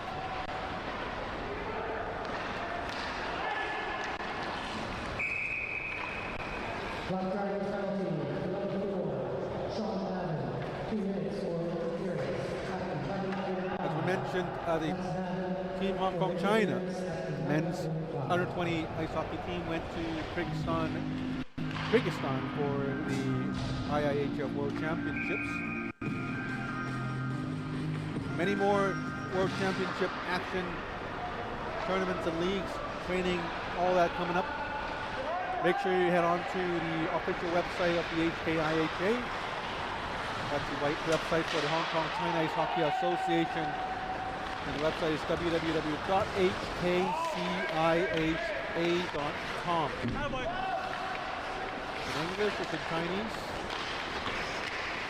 We'll have all the most updated information. Or if you want to be part of the representative team for Hong Kong China, you want to be a referee, you want to sponsor or contribute or be a volunteer, there's information on the website for all of you. Of course, if you're watching right now, it'd be great if you could press that like button and subscribe to our YouTube channel so you won't miss out on any of these wonderful events coming up in the next few months.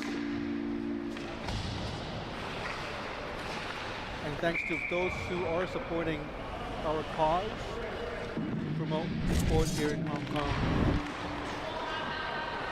Really a big thank you. Owen Kwok to Olsen, back to Owen. Power play, 35 seconds remaining. Owen Kwok going past almost everyone to Yam Yi on the left side. Yam stops, turns around, finds Owen Kwok again. Rather, that's Eshelman. Eshelman to Kwok. Tries to go back to Owen Kwok now, but and McCaskill steals it, gets it to Notorious. Killing the penalty, so they're not taking it with any urgency at all. 4 more seconds in the power play. Long shot, rebound by Notor, shoots it. Notor playing significantly better than when he started the season. Very lethal player nowadays. And we have another penalty coming up, and this time it's going to be a hooking penalty against a black shirt or a white shirt. Black or white. Oh, no white, sorry. As a hooking for number 7, Ryan Lee, for the Black Dragons. And that means the Hong Kong Panda will have another power play over the black team. 6-minute flat remaining in the game, 2 minutes in the power play. I would have called a timeout, but they didn't. I wanted a timeout because I wanted my pizza. Yes, you know me. Eshelman down deep, looking for someone to pass. Gets it to Olsen. Olsen back to Eshelman. So far, passing's been around the perimeter. Long, oh, and he scores! Long shot through traffic. It might have been deflected, but the Pandas are up. The final minutes of the game.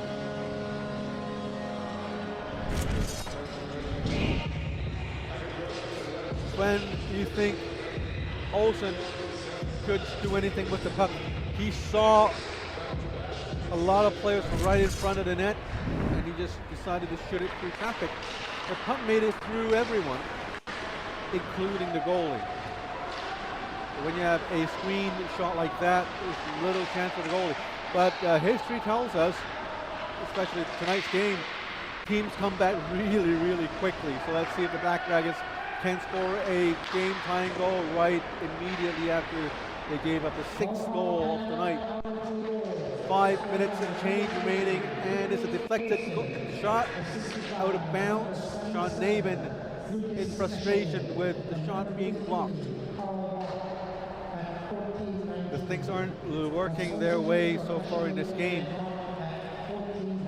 Here comes McCaskill, Mr. Big Ben. Big Ben is paired up with Brian Lee in the back.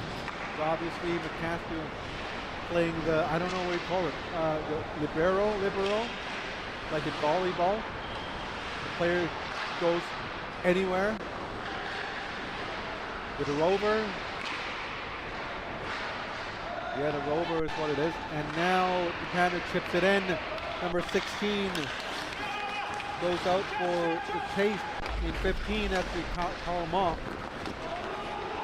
Ryan Wong gets it back to McCaskill. McCaskill with a shot wide.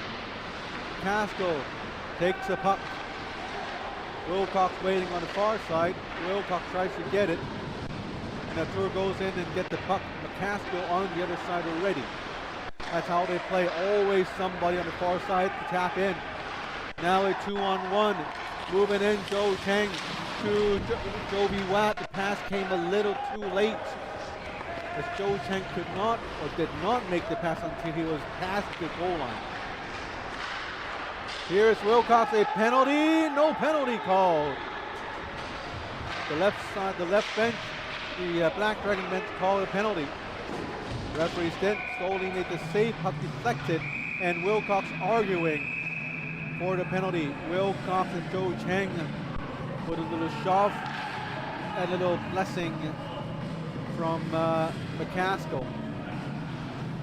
And Joe Cheng going into the box for something. It's a cross-checking. And I heard the Black Dragon bench complaining about Joe cross-checking in front of the face. And now Greg Rousseau gets him into the box as well. And McCaskill's not a happy dude.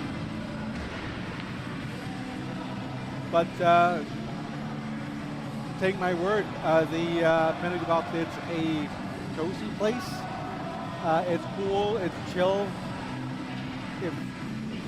If the organizers could put a little coffee machine there, it'd be perfect, man. But I know they will get Gatorade. See what I did there?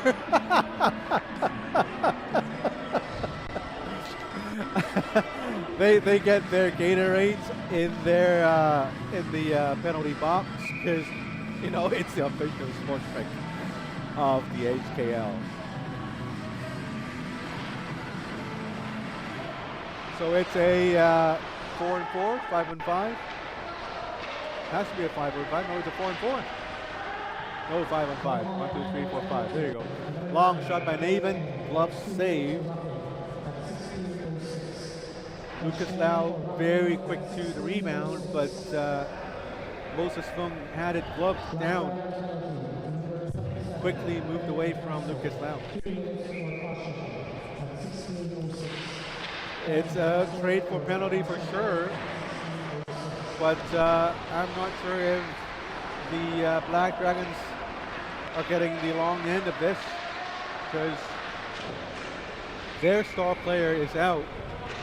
In exchange for Joe Cheng, I think Cheng plays line 2 on the Panda team. So it'd be a disadvantage for the Black Dragons for sure, and I think that's part of the reason why McCaskill was so upset when he was being called into the penalty box. Shots on goals are fairly even now, 54-55. Panda still had the advantage, but just by one shot. And that's how, how stats work, man. If you look at the goals, it's a 1-goal game. The Black Dragons have to climb all the way back. Stats don't lie, a lot of people say. Long pass missed by everyone, and it's going to be an icing shot. 3:04 remaining. Wilcox feeling his face a little bit. looks like he was hurt from something. Presumably a little high stick, an unintentional high stick from Eskelman. Olsen turns around. Ryan Lee with the puck to Ryan Wong. Wong to Natur. Natur forces his way down on the left side, and that's a penalty, I suppose. And it doesn't help. Natur swings his stick on the board. Let's see who's going into the box. Supposedly Yami's going in, but I think Natur earns his way into the box with a slam. No, it's a coincidental. A lot of work for the referees for sure. And the scorekeeper's getting a workout now because they're always getting to the gates for the penalty boxes. And Sherman, the chairman, doing a little counseling work with Yam Yi on the penalty box, chatting with his player, Yam Yi. I don't know what they're talking about, but Mr. Chan just sat next to Yam Yi. I don't know, talking. I don't know. That's what he is. Very down-to-earth chairman.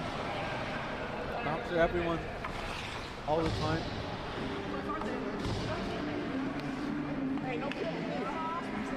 Because these are all coincidental penalties. We don't see how much time is left in the clock, but we do have the sidekick here, and Timmy Poon. He said, what, 20 seconds, he said? About 150. They're going to come out. After the whistle, because it's a 5-on-5 right now still. So if nobody scores or if there are no stoppages, even if the time expires for these penalties, players stay in the box. Sometimes the scorekeepers forget to let them out. Here comes another penalty, and quickly these penalty boxes are getting crowded. Cozy is a word, but if one of these guys have stinking equipment, then that coziness quickly goes away. I mean, no, guys, come on. Take care of your equipment. It's science. Air them out. 61 Joey Watt going to the box. Referees doing a fine job controlling play here. I think obviously it stops or interrupts the flow of the game. There's so many whistles, but I think maintaining players' emotions and not letting things get out of hand, I think it's a very important job of referees. They're taught to de-escalate things, a word you hear on the news so often these days. We're not going back. We're not going there. No, we don't go. We don't. But I think referees are the message these referees are telling the players are, hey, we're clamping down. So keep your emotions intact. You know, just keep everything sportsmanlike. You know, we understand there's a game going on when their fan can check, but don't go overboard. You know, that's the line we're setting here, and please observe the line we're setting. And I think the referees are doing a fine job here. Navin with a long shot. Oh, nice shot, gets through everyone. Rebound! Scramble right in front of the net. Still no sight of it. Now we have a whistle. That makes for a long replay.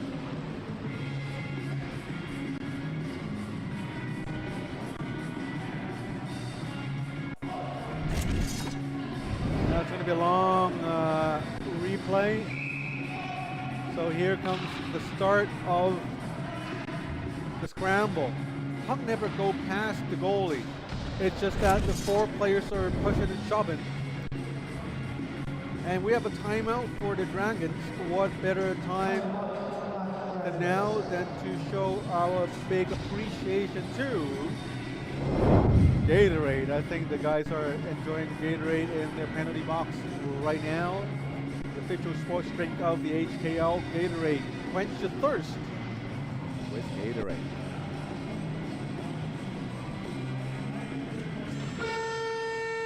Minute and 4 remaining, 1 goal game. Hong Kong Panda hanging on, clinging on, and onto their fingertips. Just like that mountain climbing guy doing that amazing job over in Taipei, hanging on with their by their fingernails, just by the goal. 1:04 remaining, and the Black Dragons are the team with the man advantage, and now they've pulled their goalie. So now the Black Dragons are playing 2-man up. Let's see what the Black Dragons can do with the last minute of the game. Can they tie it? Long shot, goalie made the save. Behind the net is Wilcox. Wilcox looking for someone to pass it. Ryan Lee with the shot. A little too high, just barely. McCaskill with the puck goes in deep with Wilcox. One times it. Eshelman has it. Fires it down the ice. There's going to be no icing because they're playing a man short. 28 seconds remaining, still a 2-man advantage for the Black Dragons. McCaskill going in all alone, going down on the goal line, circling around the net. Still McCaskill, nobody to pass to. Long chip, goalie out of balance, and right in front of the net. There is the stoppage. 11.8 remaining. And Yam Yi coming back out onto the ice, but the Black Dragons still enjoying a 7-second power play because Joby Watt is still in the box for another 7 seconds. And the Black Dragons already pulled their goalie, so they're now playing 6-on-4 for 7 more seconds. Ryan Lee with the puck, keeps it on within the blue line. Long shot deflected by Naven, but not on goal. Spins around, gets it out. It's Eshelman! And that's it for the game. 6-5. The Hong Kong Panda gets a close one. Squeaked by the Black Dragons for the win. And I'm shocked that I haven't even shown the standings because this game was so interesting. Let's do that right now. The Toro Bulls still up front, first place. 9 games played, 8-0-0-1 with 25 points up front. The Hong Kong Panda won this game in overtime. They get 3 precious points, so now they are 3-6-1 with 10 points. So they're just behind the Black Dragons by 7 points. And the Aviators are up against the Toro Bulls next game. I'll take a quick break. When we are back, we will have the Toro Bulls versus the Aviators for you coming up soon.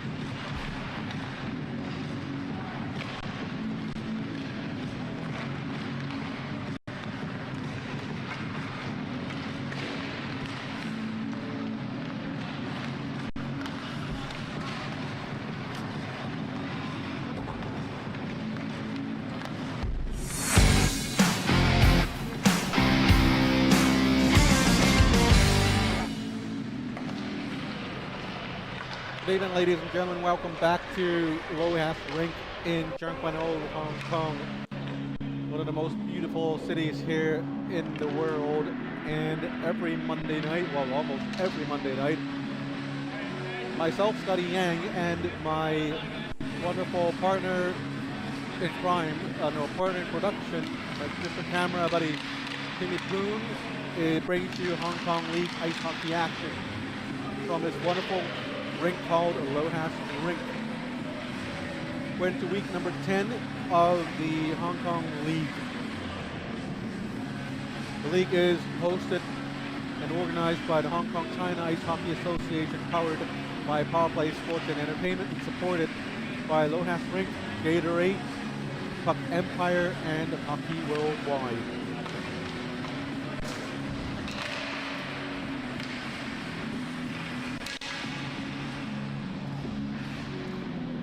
Next first period is brought to you by Puck Empire, your number one source for North American hockey news.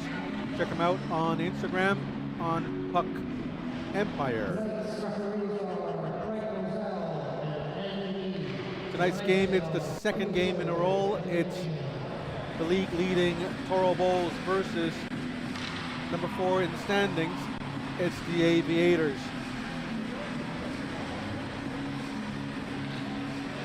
The chart does not include the results for the first game tonight, the Black Dragons and Panda. Panda won the game in regulation, so they now have 10 points. Aviators 1-7-1-0. They've won a game and won in overtime. 5 points in total. They are mathematically eliminated from contention as the number one team in regular season, but they still get in to the face-off, whether they get in as the 4th seed playing the Toro Bulls or Black Dragons in the playoffs first round, or if they get in as a 2nd or 3rd seed that the Aviators can play for. Top players for both teams: Toro Bulls, Eric Eustace, Bob Gann, number 2 and 3 in the entire league. Connor Quinn, not so far away with 28 points at 5th place. Aviators, Jesse Lucier, strong bounce back when he started playing as a forward, as he now has 10 goals and 14 assists with 24 points in standings. And tonight, both teams are missing some players, and for the Toro Bulls, I think they are missing enough that goalie Boyce Wong has to play as a skater as an emergency. With Boyce Wong normally playing in net as number 57, he is now playing in jersey number 55. And that's the start of the game. The team in powder blue or sky blue is the Aviators, and the team in white, it's the Toro Bulls. Number 6, Eric Eustace, paired up with number 77, Isaac Yip. Isaac Yip, number 77, and number 8, Ryan He, to call up players signing a part-time tryout contract to join the league, as the Toro Bulls are really short bench tonight. The Aviators, looking to my right, they do have a huge bench. I think everyone's here. Lucier gets it over to number 10, Brian Rolls. In front of the net, 61, Francis Lamb, who missed the last game. He is here this week. Bellucci coming out of LTIR. I think it's his 3rd game back. A great first comeback game. The second, not so much. See if he can change the fortunes of the team tonight, as the Aviators remain the only team in the league to have beaten the Toro Bulls, albeit in overtime. Still, they are the only team who managed to gain points over this mighty Toro Bulls team. She, number 18, Xi Chen-yun with a long shot, saved by the goalie. Goalie Horace Chung, number 33. Yannick Wong, number 88, goes back to play the puck. Nice passing to to Ryan Wong, yes, too many Ryan Wongs since this league. I was looking at my sheets. Oh, that's a goal. Just as I was wondering about the names, somebody decided to score.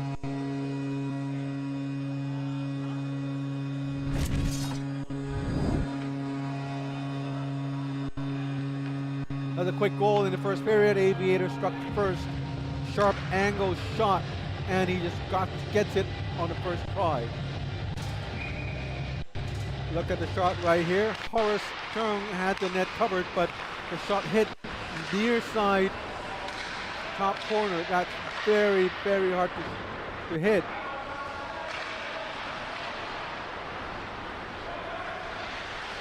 And he managed to get it in the net.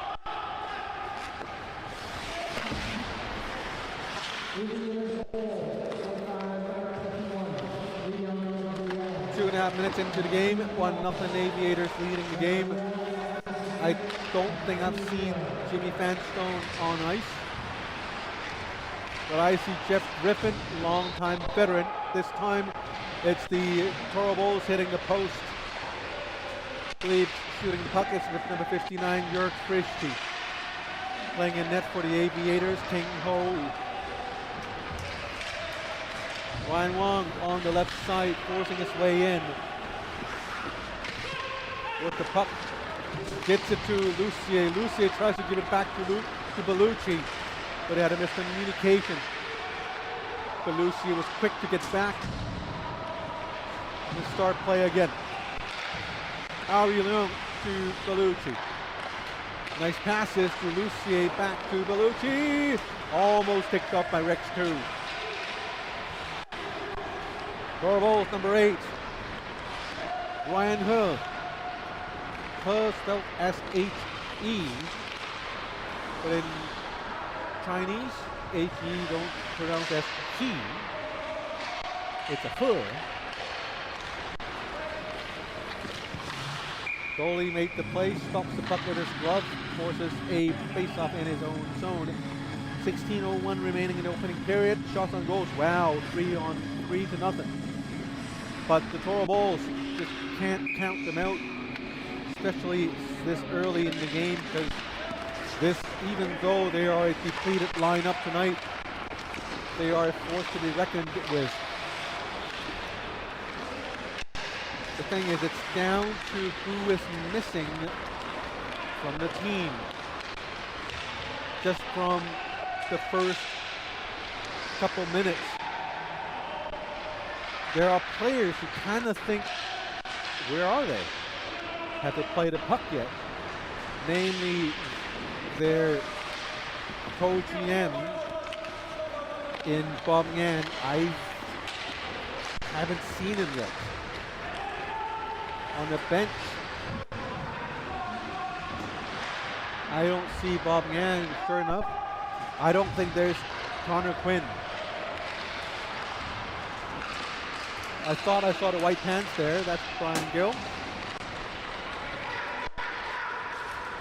Number 77, Isaac Yip, one of the 2 part-time players signed temporarily. You can hear the Aviators hit again, 2-0.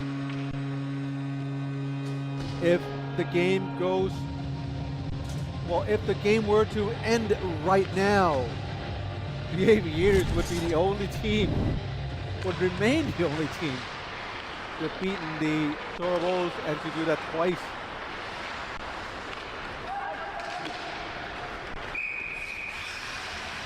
Rumble, Jacob Rumble, Boyce Wong, and Darren Hines, let's see, 23, and Darren Hines playing for, Darren Hines playing in the back, 95 Bognier playing up front. So So that's a very depleted lineup.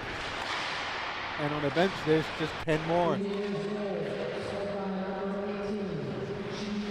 And on the bench, it's number 8, Ryan He, Isaac Ip, number 77, Brian Gill, Rex Koo, number 11, and number 21, Max Chow.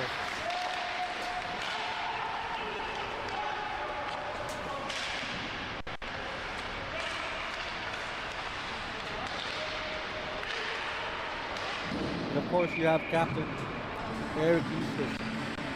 So that's not a easy job for the Toro Bulls to get this game into the win column for them. And it's really the full line, almost full lineup for the Aviators. It's up to really, at this point, I think it's really up to them to put this game away. And I think it's a mistake for, well, I don't think they have a choice though, do they? No, they don't have a choice. I think I was saying for the Toro Bulls, they should have another goalie on standby, but well, their substitute goalie's already playing as a skater, so they have no sub goalie to call on to. And the Aviators have 3 full lines, I think. So what a turn of fortune for the Toro Bulls. But hey, don't count them out. Brian Gill, still a lethal player. And there are these 2 part-time players in Ryan He and Isaac Ip. We don't really have a really great understanding of what they could do or cannot do. And of course, you can never count out Eric Eustace. I believe Curtis Chan, another of the Toro Bulls' key player, was a late drop out. So a lot going on, especially since a lot of the players are back from the World Championships.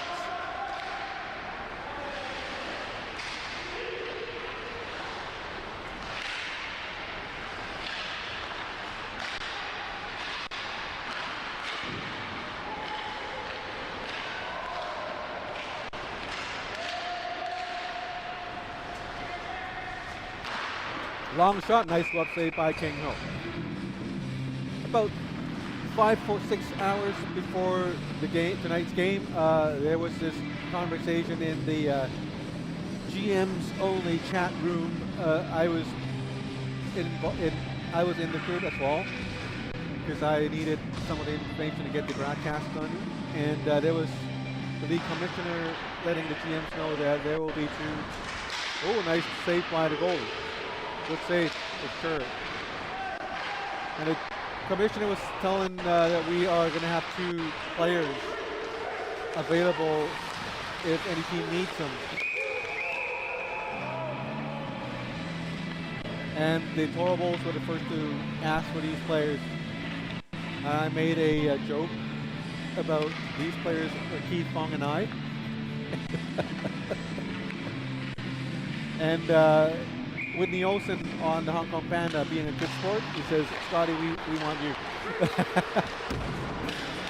So I had to politely decline the offer, but would have been a nice experience. I would have had to hand the mic to you. So after all that chat, in terms of shot on goals, the Toro Bulls have come back a little bit, but just as we were speaking about it, the Aviators scored the 3rd goal in a row.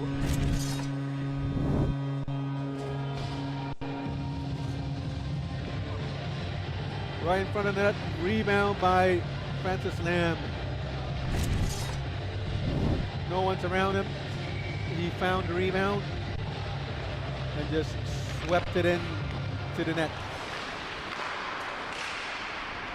And in times like these, for the Toro Bulls, it's a good opportunity to see which players can step up and go that extra mile. And Eric Eustace, everyone's looking at you, turns around. Eric Eustace gave away the puck. And we have an unhappy goalie in Horace Brown. You better be careful not to earn himself a penalty ball for the team anyway. He can't really go into the net, to the box. That's right here. First, it's Horace Chung playing the puck to Eric Eustace. And Horace Chung kind of took the body for Eric Eustace to get the puck out. But he was caught off guard as Eric mispassed and he gave the puck away to the Aviators. And without a goalie in the net, it made for an easy goal for the Aviators. And I think that's why Horace Chung was upset, probably being upset at himself.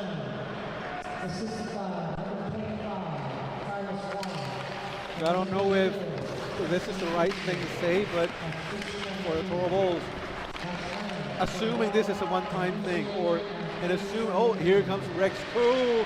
He was taken down. That's going to be a penalty, and is it going to be a penalty shot? It is. It's going to be a penalty shot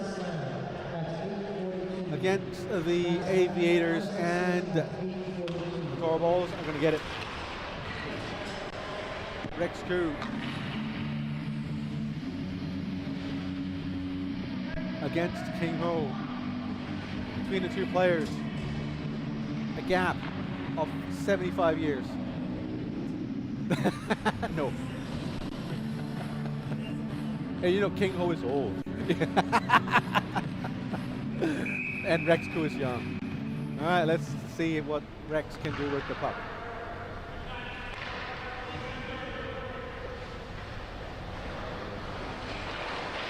Goalie made the save. A couple of fake moves. Goalie King Ho was patient enough. A friendly tap after save.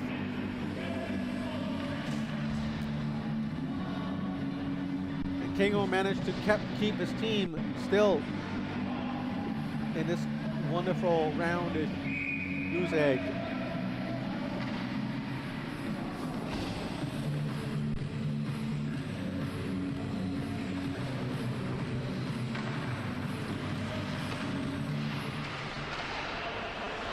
Nothing to score. As I was saying, if the Aviators were to win this game, and obviously we see how hard it is for the Toro Bulls to play this game, I think it's probably, how do you say it? It's not the worst thing on earth, because they are then fielding a weaker team to the fourth place team instead of the Black Dragons and Hong Kong Panda. Because the Aviators will have no chance of catching up to them. If that's any consolation for the Toro Bulls. Nice pass to Lucier. Eustace mispass it to Bellucci. Bellucci moves in! Saved by the goalie. Goalie's trying to swat it out of his reach, his immediate vicinity, but unable to. Lucier rammed Rex Koo into the boards. Flicked it down the ice.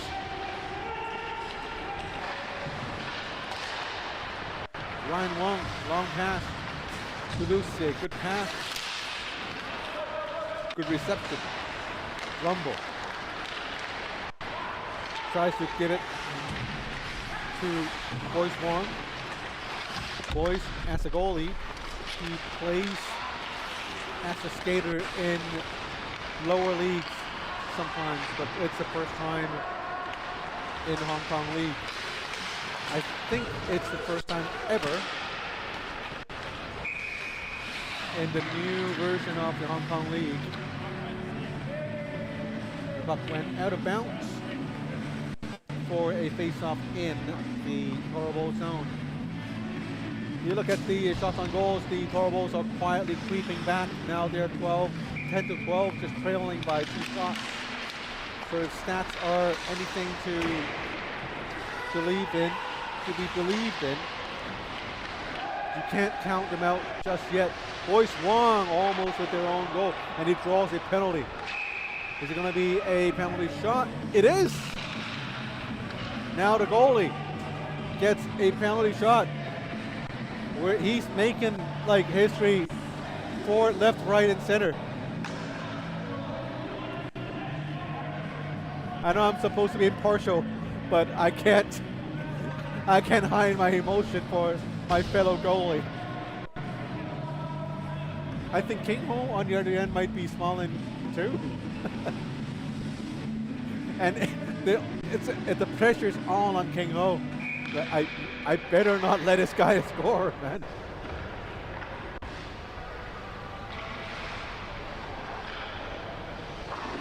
And the King Ho made the save.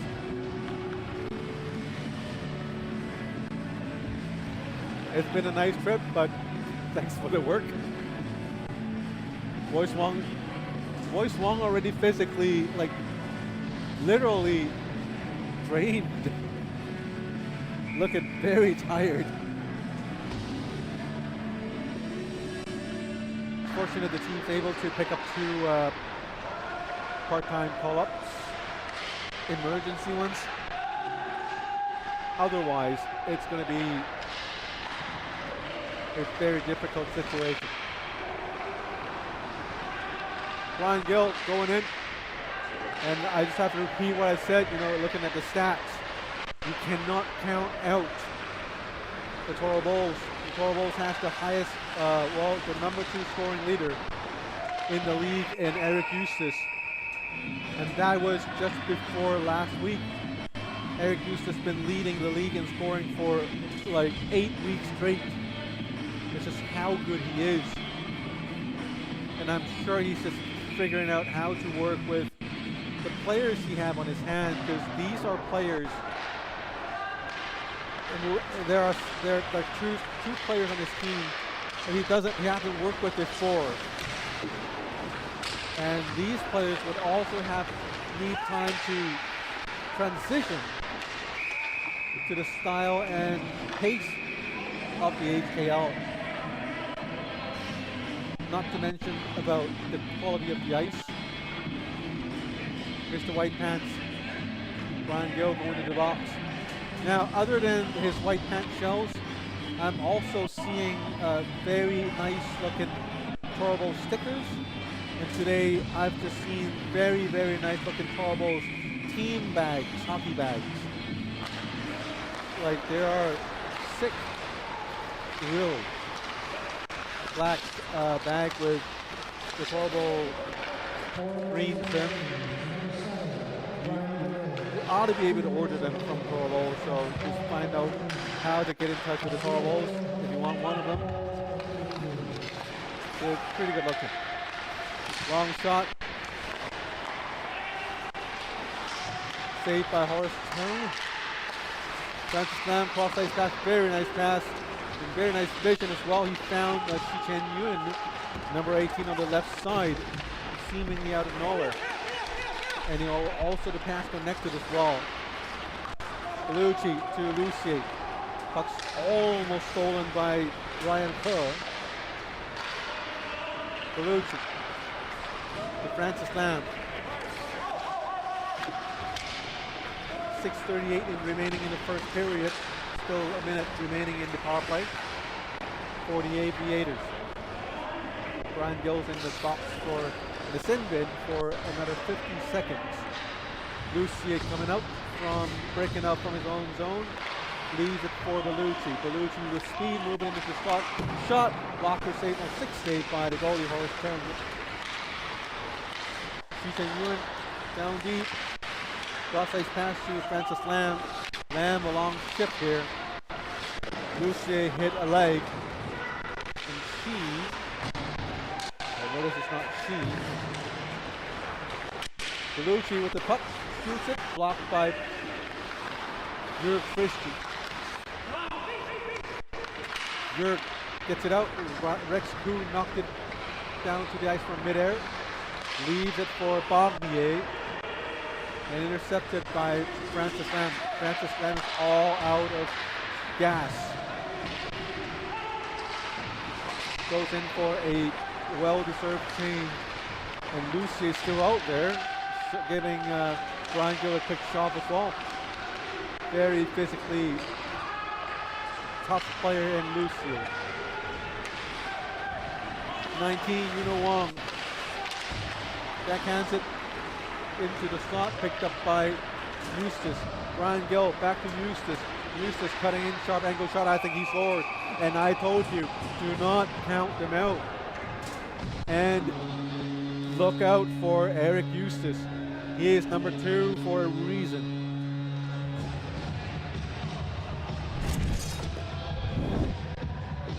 Shouldn't say he's number 2 for a reason, but he is number 2 this week. But he has been number 1 for a long, long time for a very good reason. It's like these songs on the Billboard, like being on top of the Billboard for like what, 9 weeks in a row. If it ain't a good song, it's not gonna stay there for 9 weeks. So it's just like Eustace. That's how good he is. And you might have a bad week, you know, some other song might have popped up. But hey, a good song is always a good song. A good player like Eustace, he will find a way to get it through. And now it's a 4-1 game.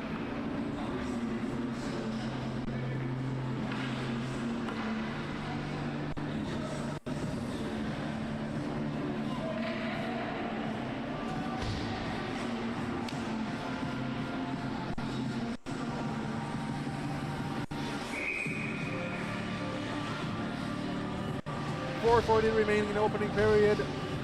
4-1 to score. Shots on goal, 16-12. And the Aviators still have a bit of an advantage there. Oh, nice hit right in front of me. No calls. As Jacob Rumble rammed John Yang into the boards, and the Aviator gets it again. That's number 19, Yuno Wong, one of the younger players on the team.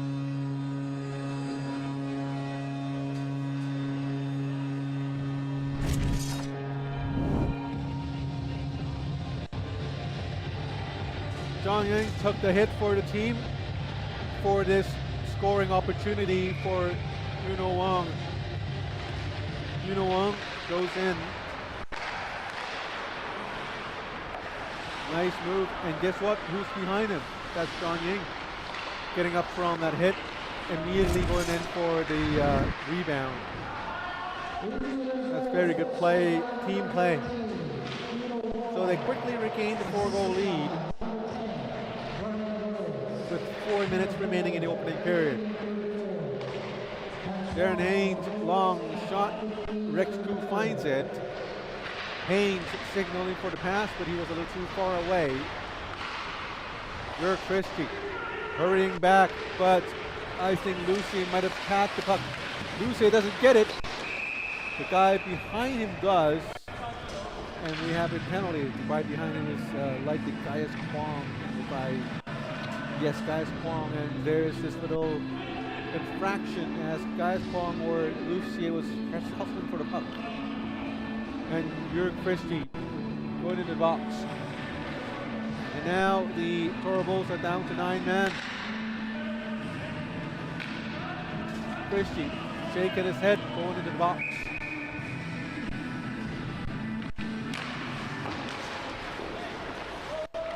Lucier with the puck.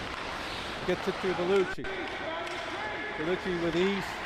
And we have a stoppage for interference on who? On Leon Ruel. That's exactly what Leon was telling Craig Roussel. Interference on who? What? I was just doing lip syncing.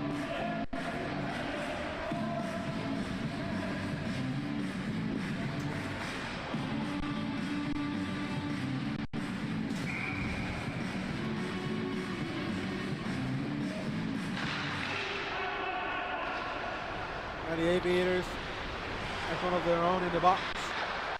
So for now it's a 4-4. Lucier 4-4 is probably good news for Bellucci. And Bellucci as well. Look at how Bellucci walks around the entire Toro Bowl team. Back to Bellucci with a long shot. Goalie made a stick save. Puck flew up in the midair. Aurelien tries to keep it in the zone. Puck goes into the neutral zone with Francis Lam, slaps it sideways to Bellucci. Tries to get back to Lucien. Here comes Eustace. Eustace long shot deflected in the back of the net. Oh, nice shot. Goalie made the save. Rex Koo kept it in the zone. Rex Koo did a shot. Goalie made the save, deflected out of bounds. Face off in the Aviator zone.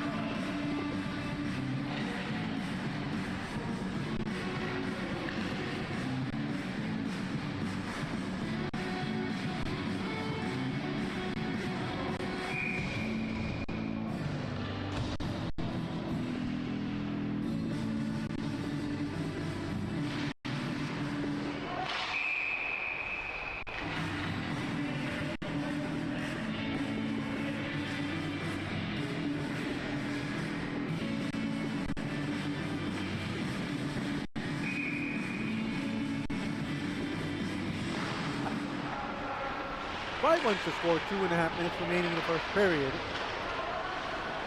Both teams have players in the box, or rather both teams has a player of their own in the box.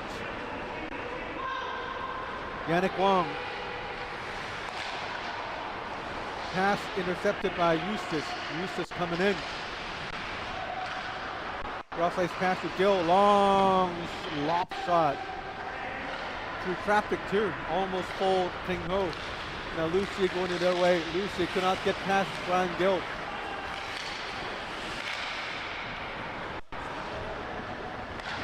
Boyce Wong going for the forecheck. Playing quite well, I should say. I must say. Boyce Wong, impressive. Maybe next year he could enter his name, be drafted as a skater. Or I don't know, could he pull, oh, huge hit on Isaac Yip.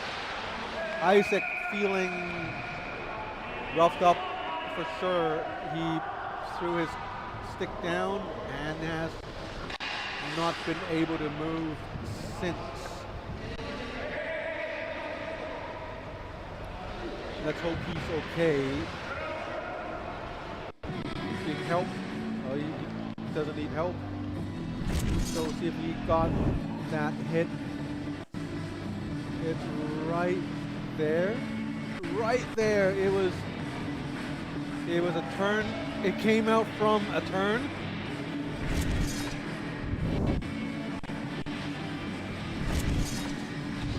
We need to take a look at this again. So Shi Chen-Yun looking at the puck for sure. And so it's going to be just 2 minutes for Mr. C.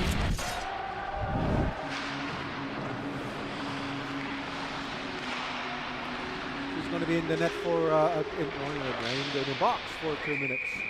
Long shot saved by King Ho, who is having a fantastic game so far. And we also see referee Timmy Chui.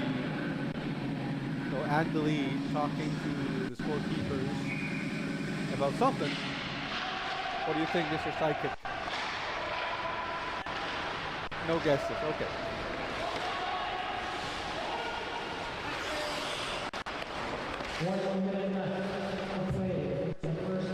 One minute remaining in the first period. Toro Bulls with the power play. Here comes Eric Eustace. Leaves it for number 11, Rex Koo. Toro Bulls also missing a whole bunch of players. Ying Yeung, number 15, number 19, Ken Ji-woo. Hayes To, number 3. Jordan So, number 50. Kenny Lowe, number 93. Felt like I was reading the entire lineup of the team. That's how bad things are. Hey.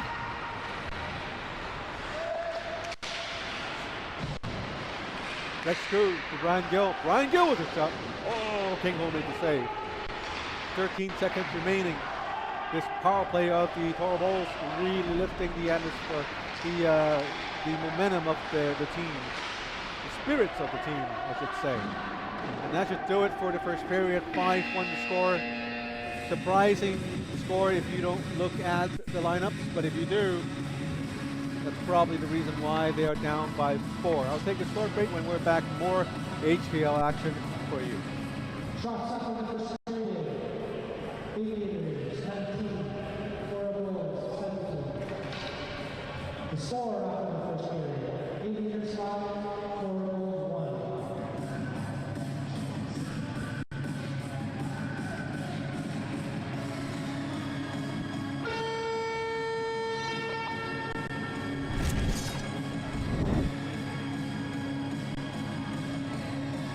Make sure to follow us on Facebook and Instagram. Just search HKL Hockey. You can also visit our website for all the news, results, stats, and more. Visit www.hongkonghockey.com. Second period action is coming right up.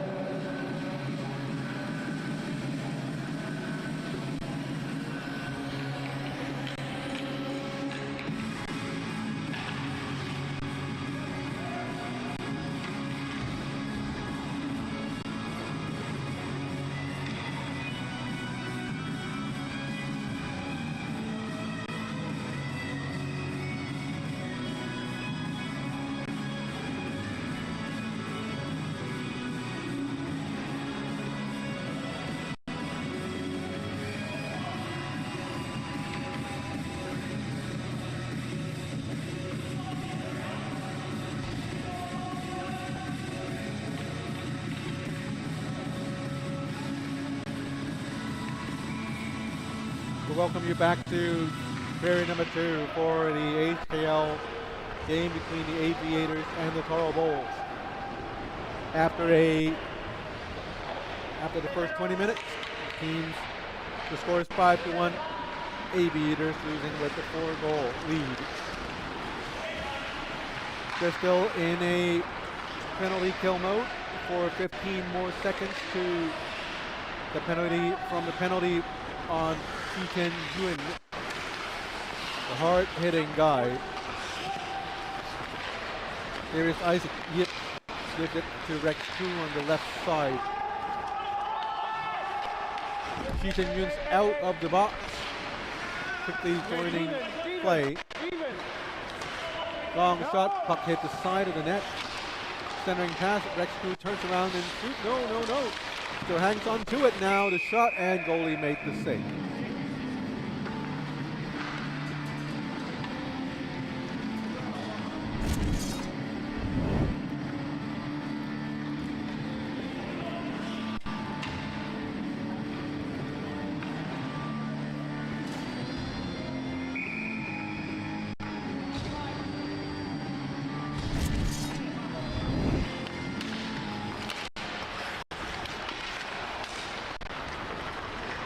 Jesse Lucier with the steal, all the way in, shoots, goalie made the save.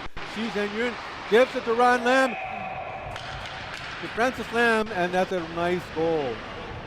That's a hat trick so soon. Very nice play there with the team, with Lucier rushing in with the steal.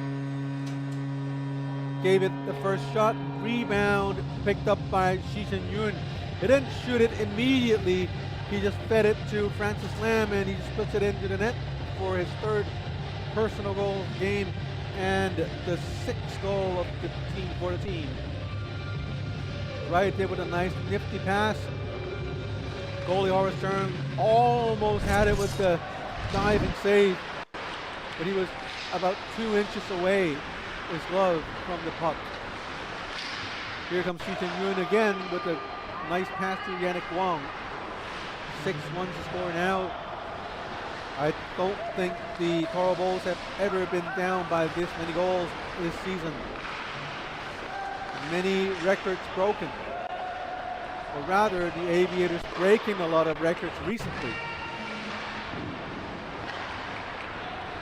Here comes number 8, Ryan He on the left side.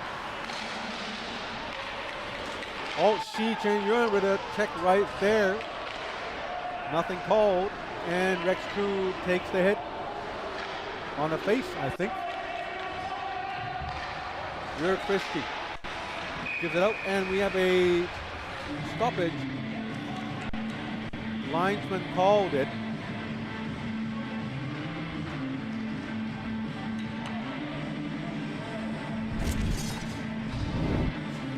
And it should be the play right here. Right here. Oh, right here. Ah, we missed it. Didn't get it on screen.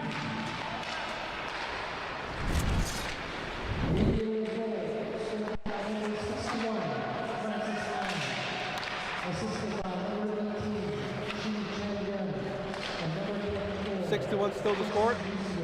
Lucy tries to saucer pass to Brian Knowles, number 10. Intercepted by Isaac Yip. Eustace to Yip. Yip to Rumble. On to the right side, Rumble with a nice pass. Connected Isaac Yip right in front of the net. But it found Bellucci right next to him, and as he was unable to let up the shot. Bellucci playing very well defensively right in front of his own net. Constantly pushing players away from the danger zone right in front of the net. Here's Lucier, very nice move. Nice backward move. Still with the puck. Gets it out. Shot. Goalie had a stick safe. Centering pass from Lucier behind the net. Also deflected away out of time by King Ho. And now Boyce Wong ran into Bellucci. Bellucci fell down, grimacing in pain, and the chubby, the fairly physically large Boyce Wong escaped unscathed. I didn't say chubby, did I? I didn't say that. Volume. He has the volume advantage. Nicely phrased. So would you and I if we were to play on ice. But we wouldn't be able to skate as well as Boyce, because we won't be able to get near Bellucci with our speeds.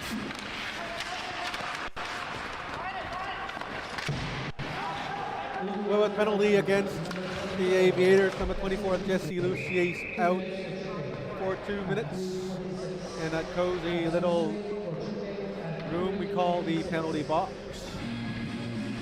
Actually, if you lay across the penalty box with some padding, a little pillow, you can actually sleep there for the night.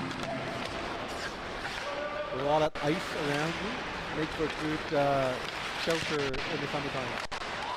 Long shot by the Coral Ball, saved by King Ho, and then a shot this time deflected by Ryan Wong, number 11. Rex Koo, the other number 11, gives it to Eustace, to Gill, moves it down low, skates back to Gill. Aviators unable to break up the cycle.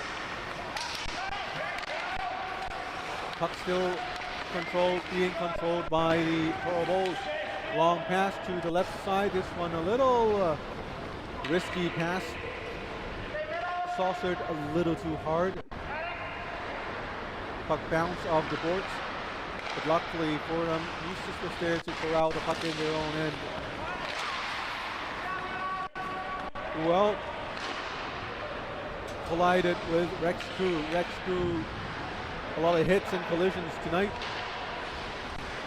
Rough little kid. Here's Eustace to Frisch. The Aviators cleared it down the ice. Rex Koo with it. The other side, Yuno Wong with the forecheck. Isaac Yip to Brian Gill. Gill to Rumble. Rumble turns around, feeds it back to Rex Koo. Koo doing everything he can today. He's playing as a forward. He's covering as a D. Rumble with a shot saved by King Ho. And now Isaac Gibb with the shot, also saved by King Ho. Puck rounds around the net. King Ho directing traffic. Now we have John Ying beating out the icing call. And Horace Chung forces a stoppage, and there would be no change for the depleted lineup of the Toro Bulls. 6-1 the score, but hey, shots on goals are equal, 22 apiece. Either the Toro Bulls are onto something, or King Ho's really good. Or it could be a little bit of both. Rex Crew tries to get slip past Bellucci. Bellucci feeds it up to Xu Chen Yun. Rumble. In front. Tied up by Xu Chen Yun. Both players colliding in each other again. This time it's Daryl Hines and Bellucci. Nice pass to Rumble. Long shot. This shot wide. Then Haynes versus Xu Chen Yun. Haynes down. She with the press onto the boards. King Ho goes out and play for the puck. It goes around the net, centering pass. Now the Aviators has it. Lucier try to back the puck down from midair. Players running into the boards, tied down. 4 players now. 5. Rumble gets it out. Nice pass to Boyce Wong. Wow, Boyce Wong has some speed. Sorry about the chubby thing, but he's fast. Oh, this is I hope they're offside. It is going to be an offside. I was worried it was going to be a little more than an offside, like, I don't know, too many men or something. 6-1 the score. And shots on goals are still tied at 22 apiece.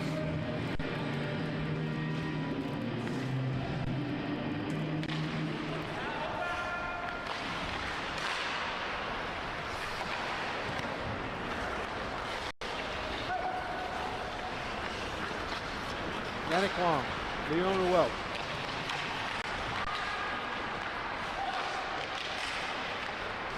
Ruel with some risky moves. Finally gave the puck away. Now we have a 2-on-3. Long shot by Rex Koo. Stick saved by King Ho, and puck went out of bounds.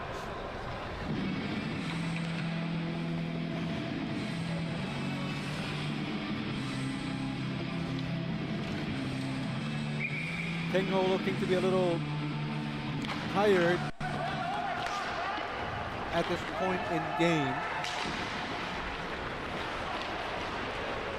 Here's Gaius Kwong, tries to go past Eustace. And Eustace stuck his stick out. Deflection. For deflection. Eustace tries to move it up to number 8, Brian Kerr. Yannick Wong. Wong stops slowly, moving slowly.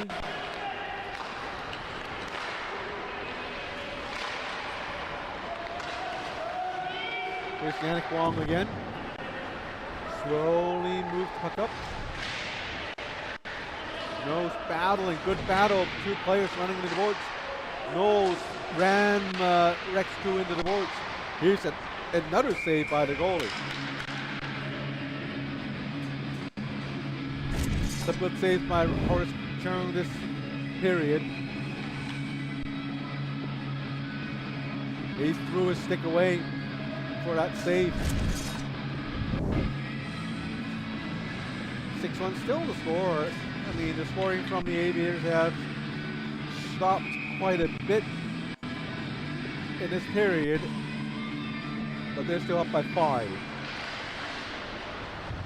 So perhaps the Toro Bulls found something that's working for them.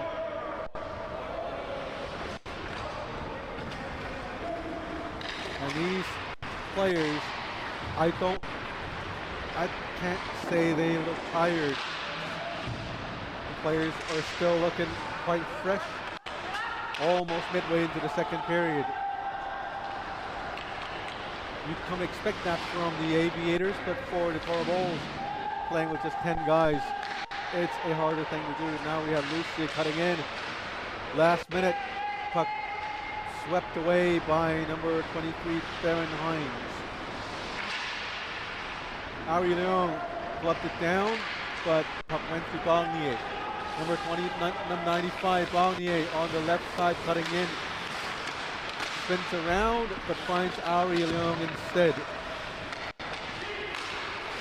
Christie, long shot, hit a stick, deflected behind the net. Bellucci, stretch pass to Chi, no.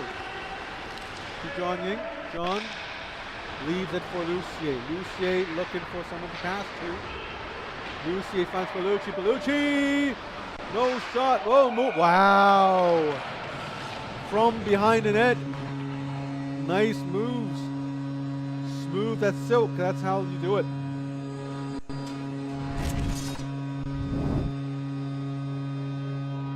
Bellucci gets it, the puck from Lucier.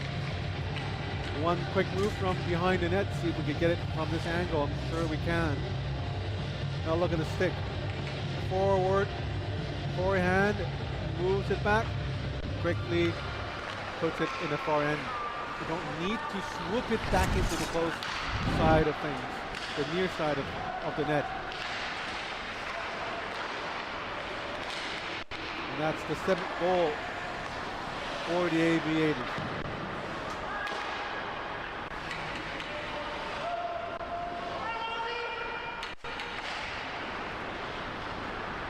We've just passed the halfway mark of the game. Isaac Gipp, cross ice pass to Brian Gill.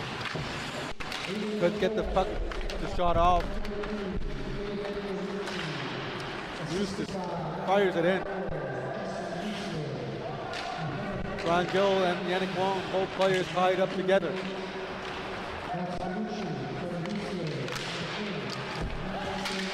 Brian Knowles. Ryan Wong. Cross ice to Yuno Wong. No icing. Wong with a nice pass. Shoots. Goalie made the pad save. Shot from number 21, Leon Ruel. Ruel quickly with the forecheck. Yuno Wong again. Yuno Wong finds the puck. Throws it towards the net. Picked up by Rex 2. Brian Gill. Brian Club. Back to Brian. Big hit by Yannick Wong. Here's Ruel on the right side. Ruel tries to get it back to number 19 on Yuno Wong. Bellucci didn't know there was a man on. Almost gave it away. Now he doesn't. He decided to move it in. Bellucci from behind the net. Centering pass finds no one. Comes back in. Bellucci on the other side, long shot wide. Ari Leung didn't get it. Number 24, Lucia gets it. 8:15 remaining in the second. Bellucci with the puck again, moving in. Sharp angle shot. Oh, goalie missed. Goalie missed it. Almost an empty netter. Some luck for King Ho and his team. I mean, Horace Chung and his team. Aviators, very, very lethal shift here. The last 3 to 4 minutes. Very dominant play.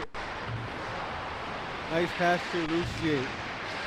But you can see the Toro Bulls are clogging up the slot, making it very difficult for the Aviators to get into the good areas to shoot.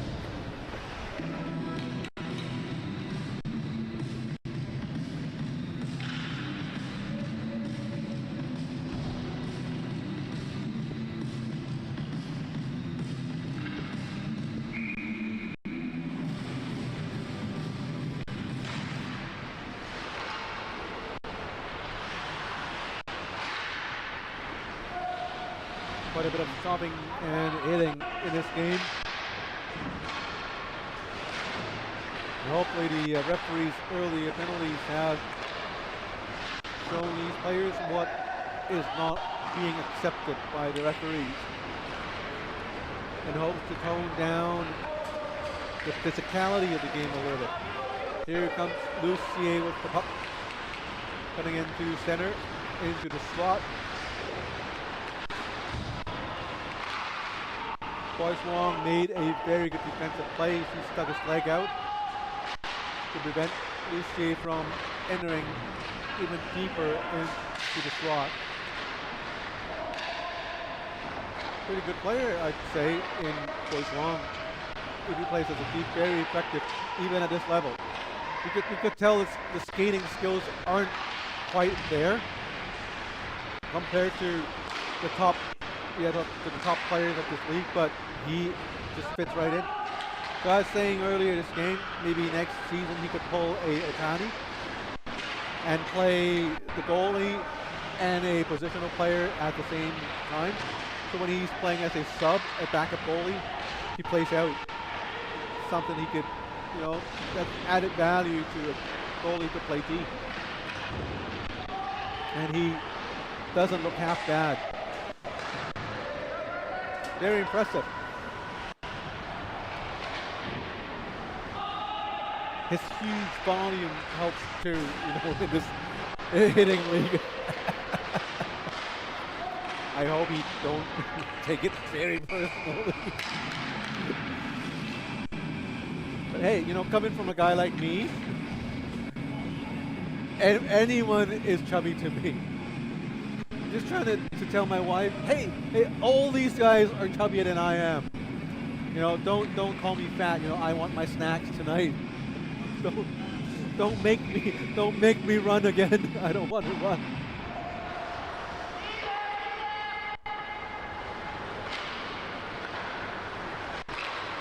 Hopefully audiences can tell what are jokes and what are, you know, really intentional stuff. Pretty sure Christian, what was that? That's probably an offside call. I saw 10 fingers.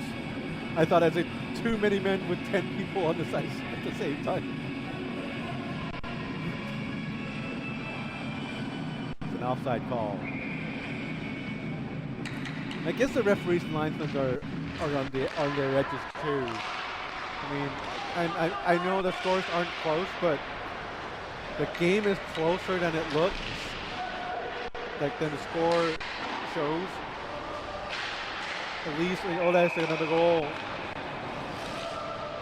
Obviously, the Aviators don't agree with what I've just said, but I think that goal really broke Horace Jerome.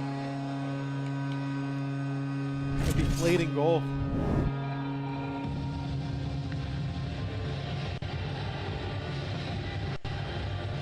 So the puck went into midair, and I think that's what Horace was deflated about. It was the puck went midair, and it was unlucky.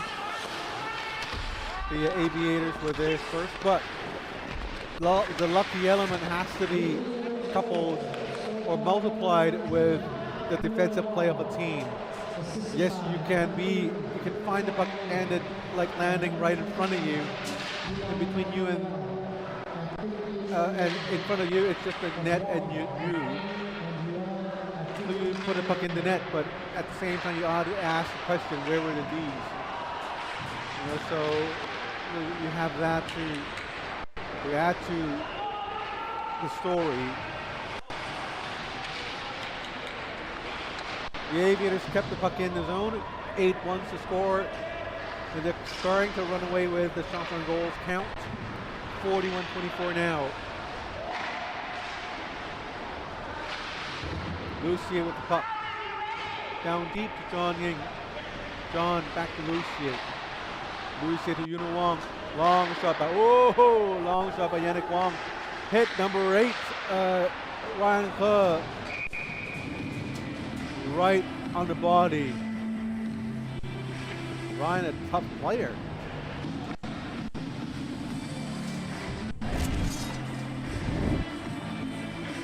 here's that save from a shot of Yannick Wong, a long shot, flubbed down by Hollis Chong.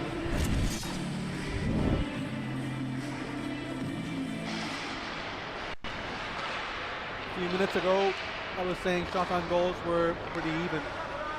And now all of a sudden, I don't know what happened, but the Aviators are now 20 shots ahead of the Toro Bulls. 44-24 is now the shot count. I don't know. Happy fingers from our scorekeepers, like trembling fingers, or was it the Aviators playing really that well for the last 5 to 10 minutes? I would think it's the latter. And look, Boyce Wong with a check, hitting Brian Knowles onto the boards. He knows how to play. That's very impressive.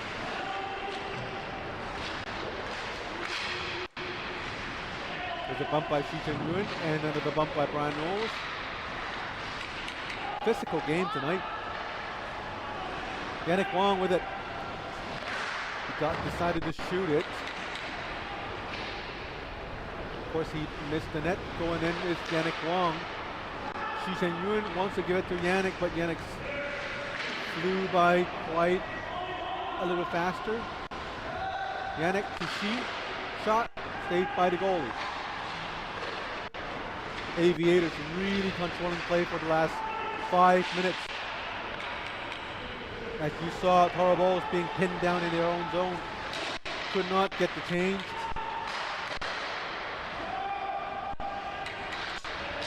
And now Darren Hines tangled up with an Aviator player.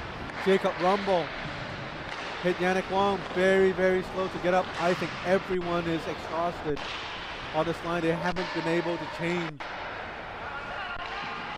And looking to my left side, every single one on the bench is standing up and getting ready to change, but they were unable to get the puck out, and now they do. First in is Jacob Rumble. Rumble went in, coming out is Eustace.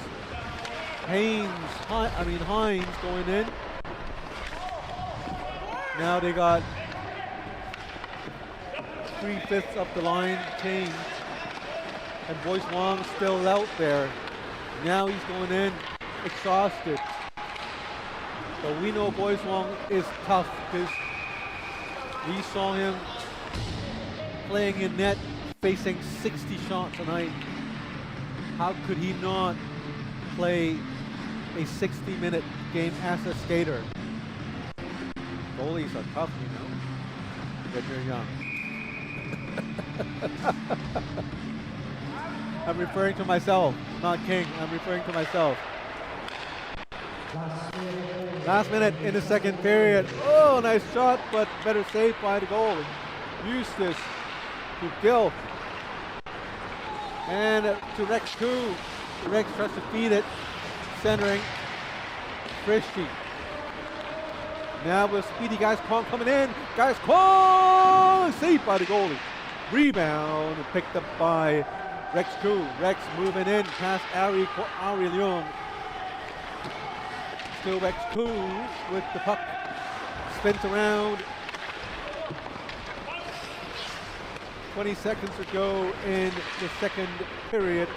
Now we have Francis Lamb 1-on-2 for the fourth goal. No, saved by the goalie.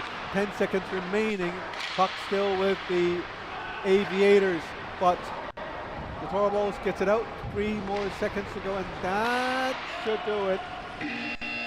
8-1 to score. 49-25 shot on goals in favor of the Aviators. Wild, wild game we have here. We'll take a short break. We'll be right back.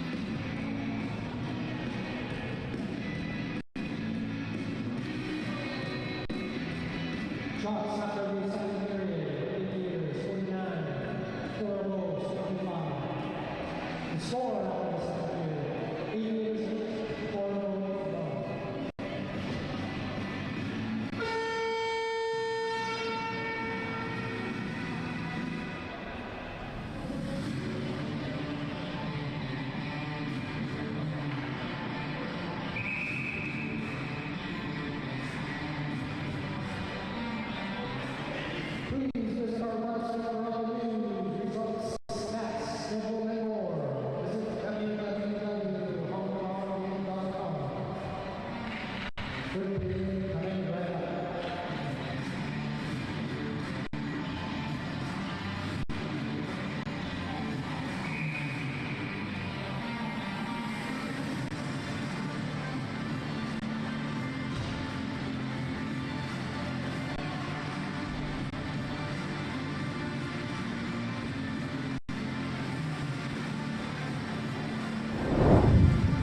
This game brought to you by Gatorade, the official sports drink of the HKL. Thanks for supporting athletes from all over the world. Also, we need to thank Puck Empire, your #1 source for North American hockey news, and to Hockey Worldwide, also your #1 source for this one for international hockey news. You can find them on Instagram and major social media outlets. Not outlets, but platforms, social media platforms with the search Puck Empire and Hockey Worldwide.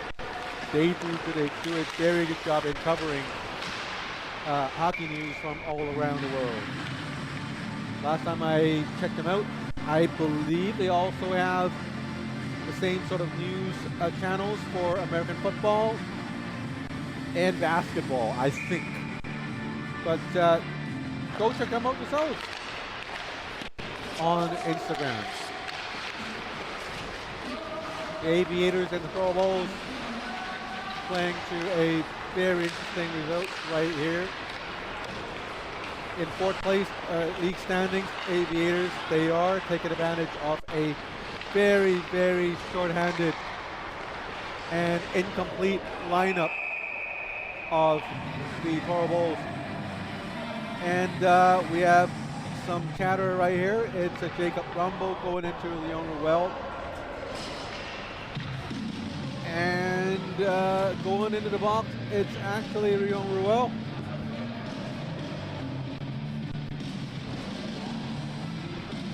I thought Rumble was the one taking him down, but something's got to happen before that. Sorry if I missed it, but Leon Ruel went in the box for 2 minutes. I don't think it mattered because they're up by 7 goals.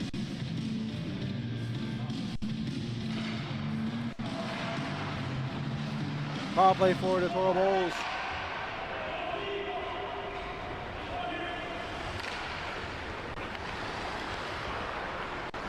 Eustace tries to go past a Brian Knowles.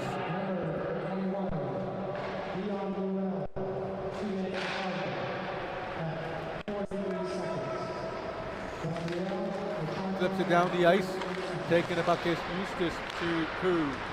Crew tips it to Brian Gill.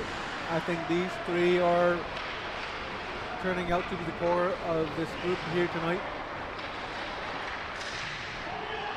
Ryan Hood standing in the right places, sticking himself right in front of the net in the danger zone. Taking all sorts of abuse for sure during the while the time he's there. Bellucci to Lucier. Look at how powerful his skates are, the strides and all that. Very nice spin around from behind and all that. There is Eustace against Shi Chen Yuan.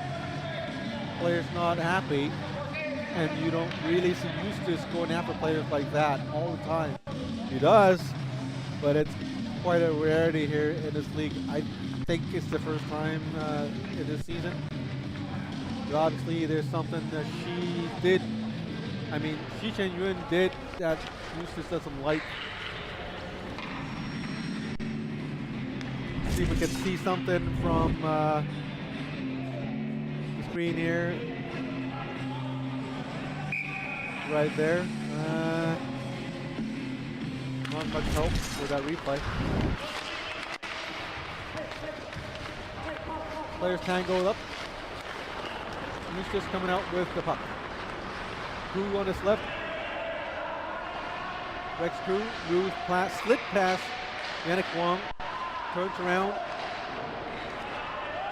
And Lucier was able to flip it down the ice. Lucier behind the net with the breakout. Down by 7 goals. What can they do? Here is Ryan Hood with speed.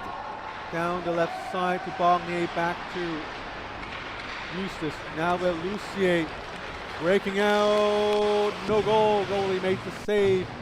And a great hustling play by the two Toro Bowls in Eustace and Gill. Eustace moved past 1, moved past 2, and now gets to Hing Ho. And King made the save. Brian Gill The cross ice pass, nice pass, connected, but the other pass was missed. Lucier to Ruel. Ruel tries to get back to Lucier, but this time unable to connect. Less than 17 minutes remaining in the game. Xu Shen-yun with a shot, and he scores.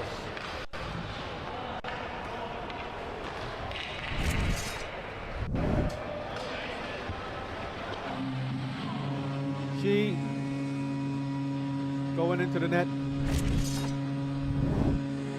and scores goal number 9 for the team. And who would have guessed?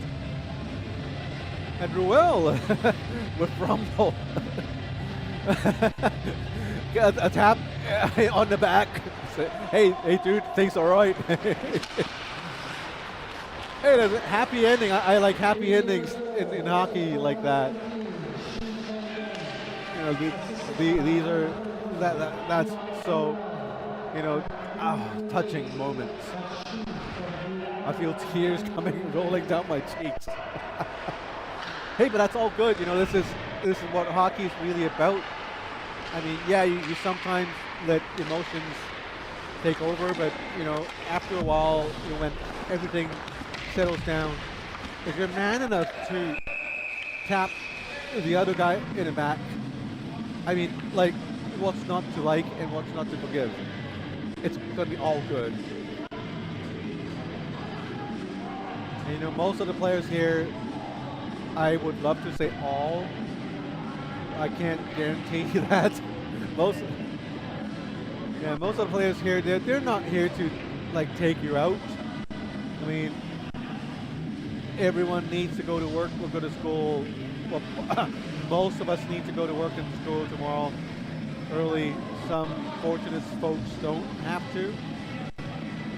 But you know, at the end of the day, it's a game we all love.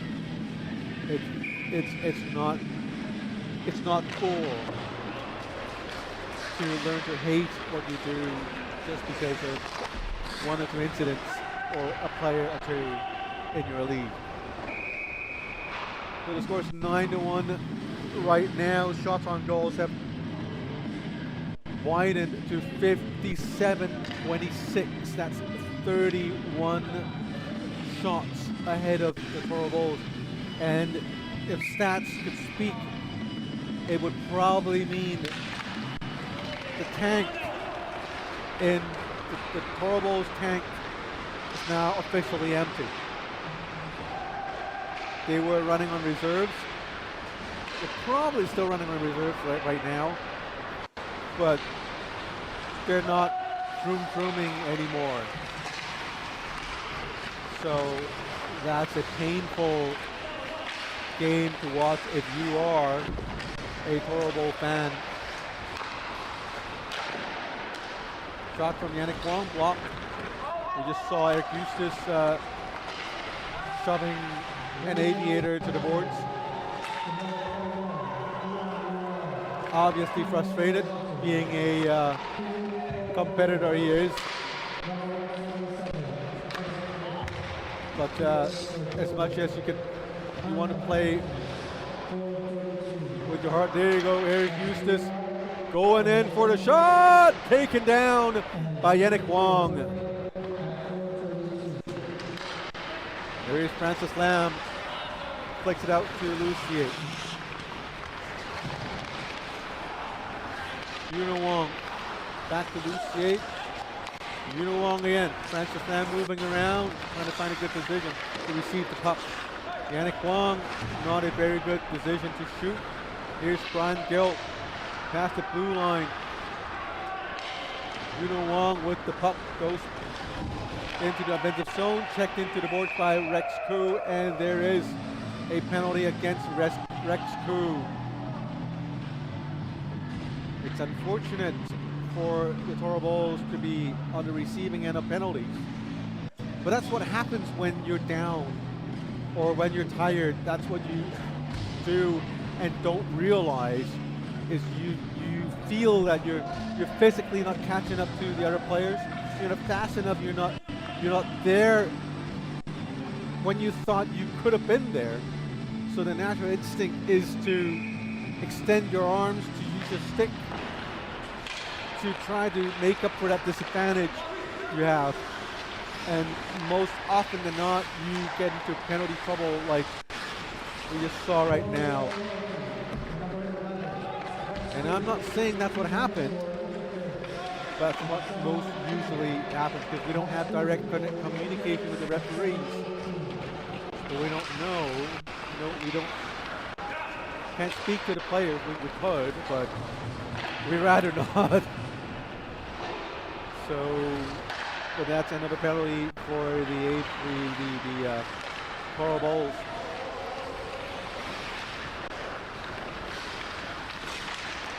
Yannick Wong, fire happy today, making a lot of shots. But a lot of players today, Yannick Wong, here he is. Very strong strides on Yannick Wong. But I'm sure he's not playing 100%. Yannick Wong, Ryan Wong, cross ice. Bongi has the puck.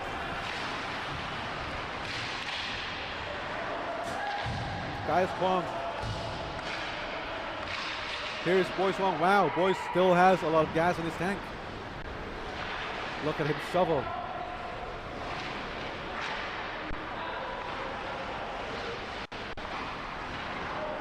I'd draft him if I were a GM next year, like Boyce Wong. What's not to like about him? He can check, he can throw a hit, he can defend, he can play in net. He can play up front too.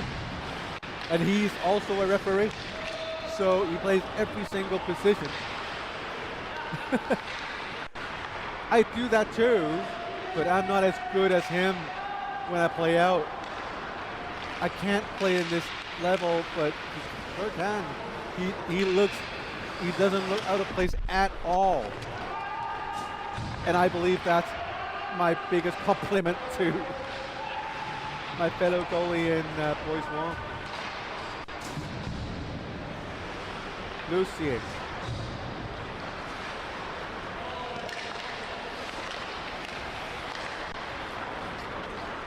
Ranghe. Rex Koo. Puck tapped away. Now we have Eustace going in. Onside to Rex Koo. Koo has space, so he made a shot. Ah, bad luck. Another shot by Eustace, and this time it went out of bounds. What lucky bounce for King Ho.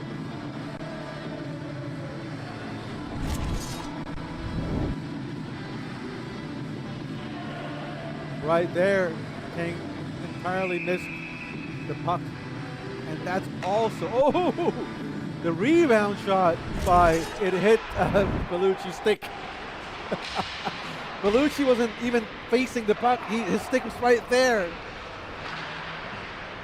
Yeah, it's exactly, the puck hit the stick. It would have been a sure goal. And that's why you see all that commotion going on. Here's Lucier with a shot. Puck bounce off the goalie pads. Now we have Ryan Hood chasing after the puck. Going after him, it's Ari Leung. Sharp angle shot, goalie made the save. Perhaps one of the best results for King Ho. He's played his fair share of really tough games. And I think he deserved a game like this. But still, King faced 30 shots. 31 if you add the goal. Here comes Ali Leung.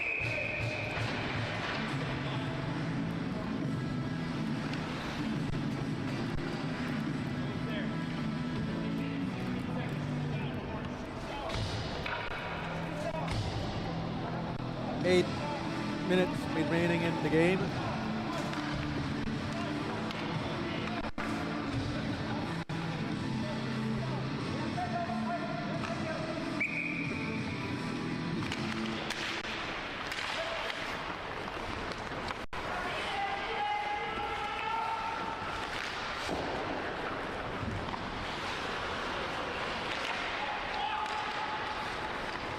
Turnover for Francis Lam.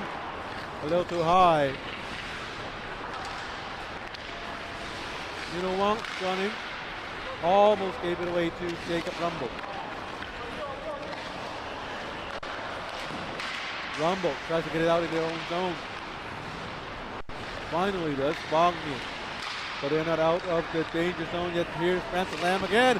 Saved by the goalie, and now he's keeping it. Or is he not? Now he is.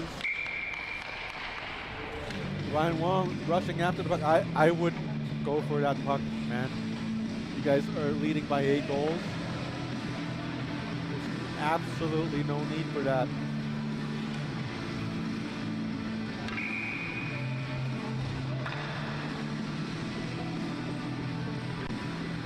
Nine wins the score.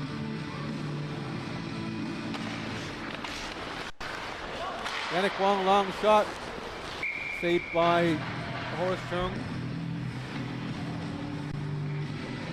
Looking at the game scoreboards, the Aviators miraculously will become the second team to beat the Toro Bulls. The first team was also the Aviators. And they have broken the winning streak of the Toro Bulls. But you have to really look at who's missing from the Toro Bulls lineup.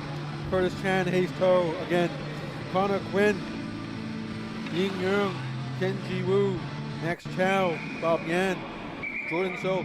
That's a line and a half, like the top 2 lines right there. Kenny Lowe. Everyone's missing.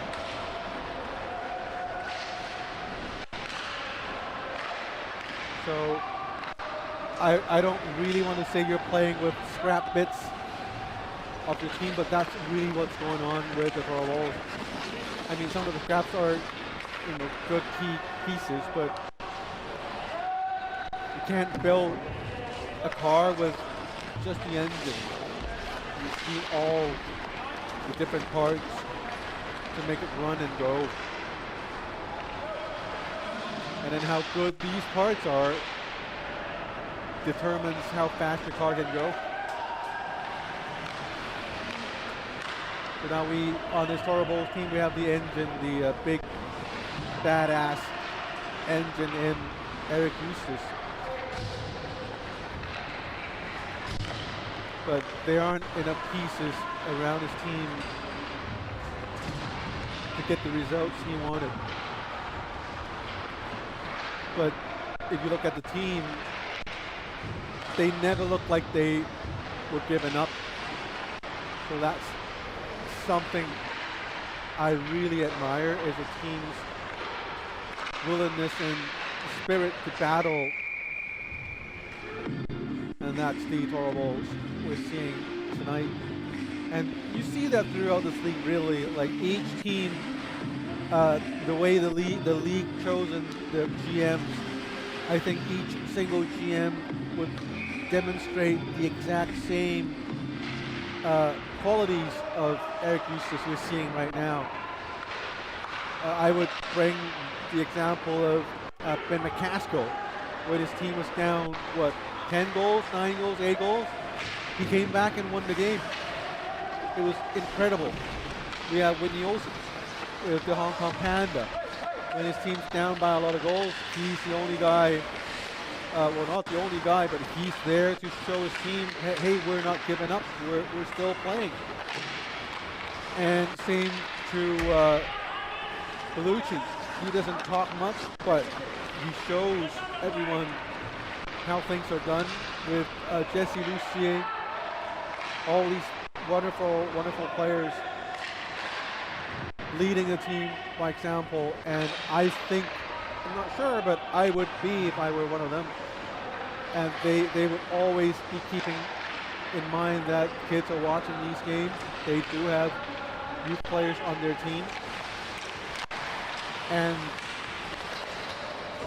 they're working together to build a better future for ice hockey here in Hong Kong. And I think this is one of the things we all understand, be it off referees, scorekeepers, linesmen, the volunteers here, me and you, Timmy and myself.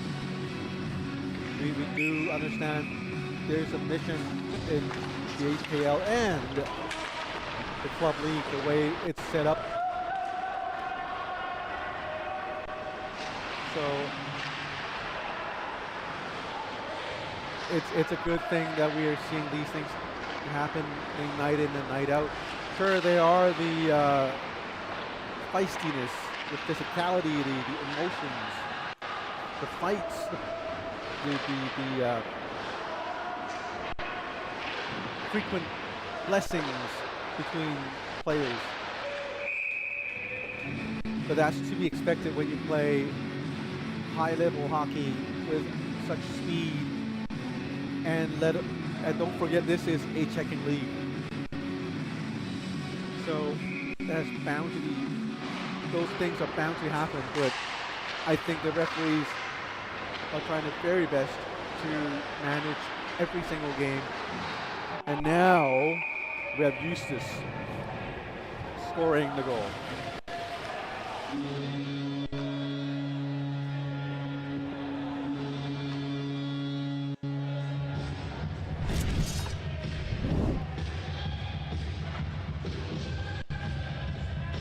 Puck goes out to Eustace, gets it out. Just keep doing what he's doing all game long. Nothing changed. And there you go, that's the second goal for the Toro Bulls.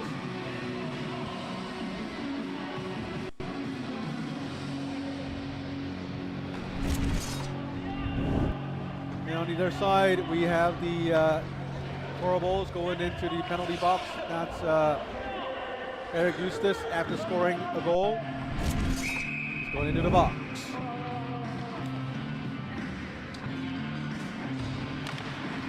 Two-minute penalty and minute 16 remaining in the game.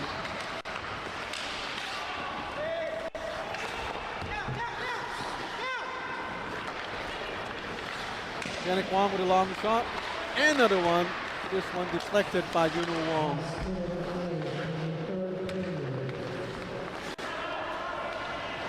Yannick made a bad play and he was forced to take down the player going for a breakaway, and that would be Rex Koo. Rex, he took a lot of abuse tonight. Attaboy getting up. Tough game for him as he really stepped up to play one of the key roles of the game, and very tough player. And he gets up and he decides to go for the face-off. I'm not taking a break. There, nice long shot hits Chi Chen Yuen.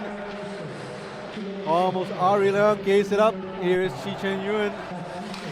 Yuen looks. Still with the puck, centering pass to Yuno Wong. Back to Ari Leung to Bellucci. 29 seconds, Bellucci with a shot.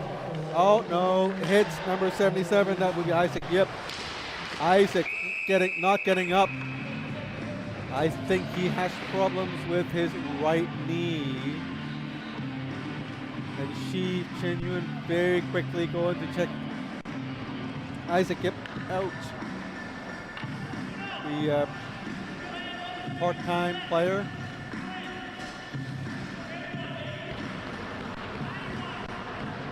Getting back into the bench. Really tough game for the Toro Bulls. Losing out to the Aviators.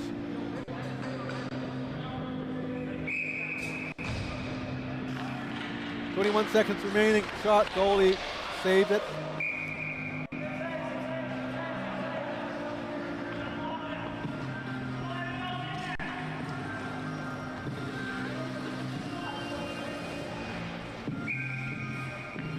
Face off in the Bull zone.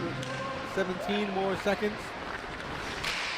Everyone in the Torballs exhausted, not unable to get it out. Now they do. Rex Crew moving out with Jurek Frischke. Frischke miss, and it's an offside call.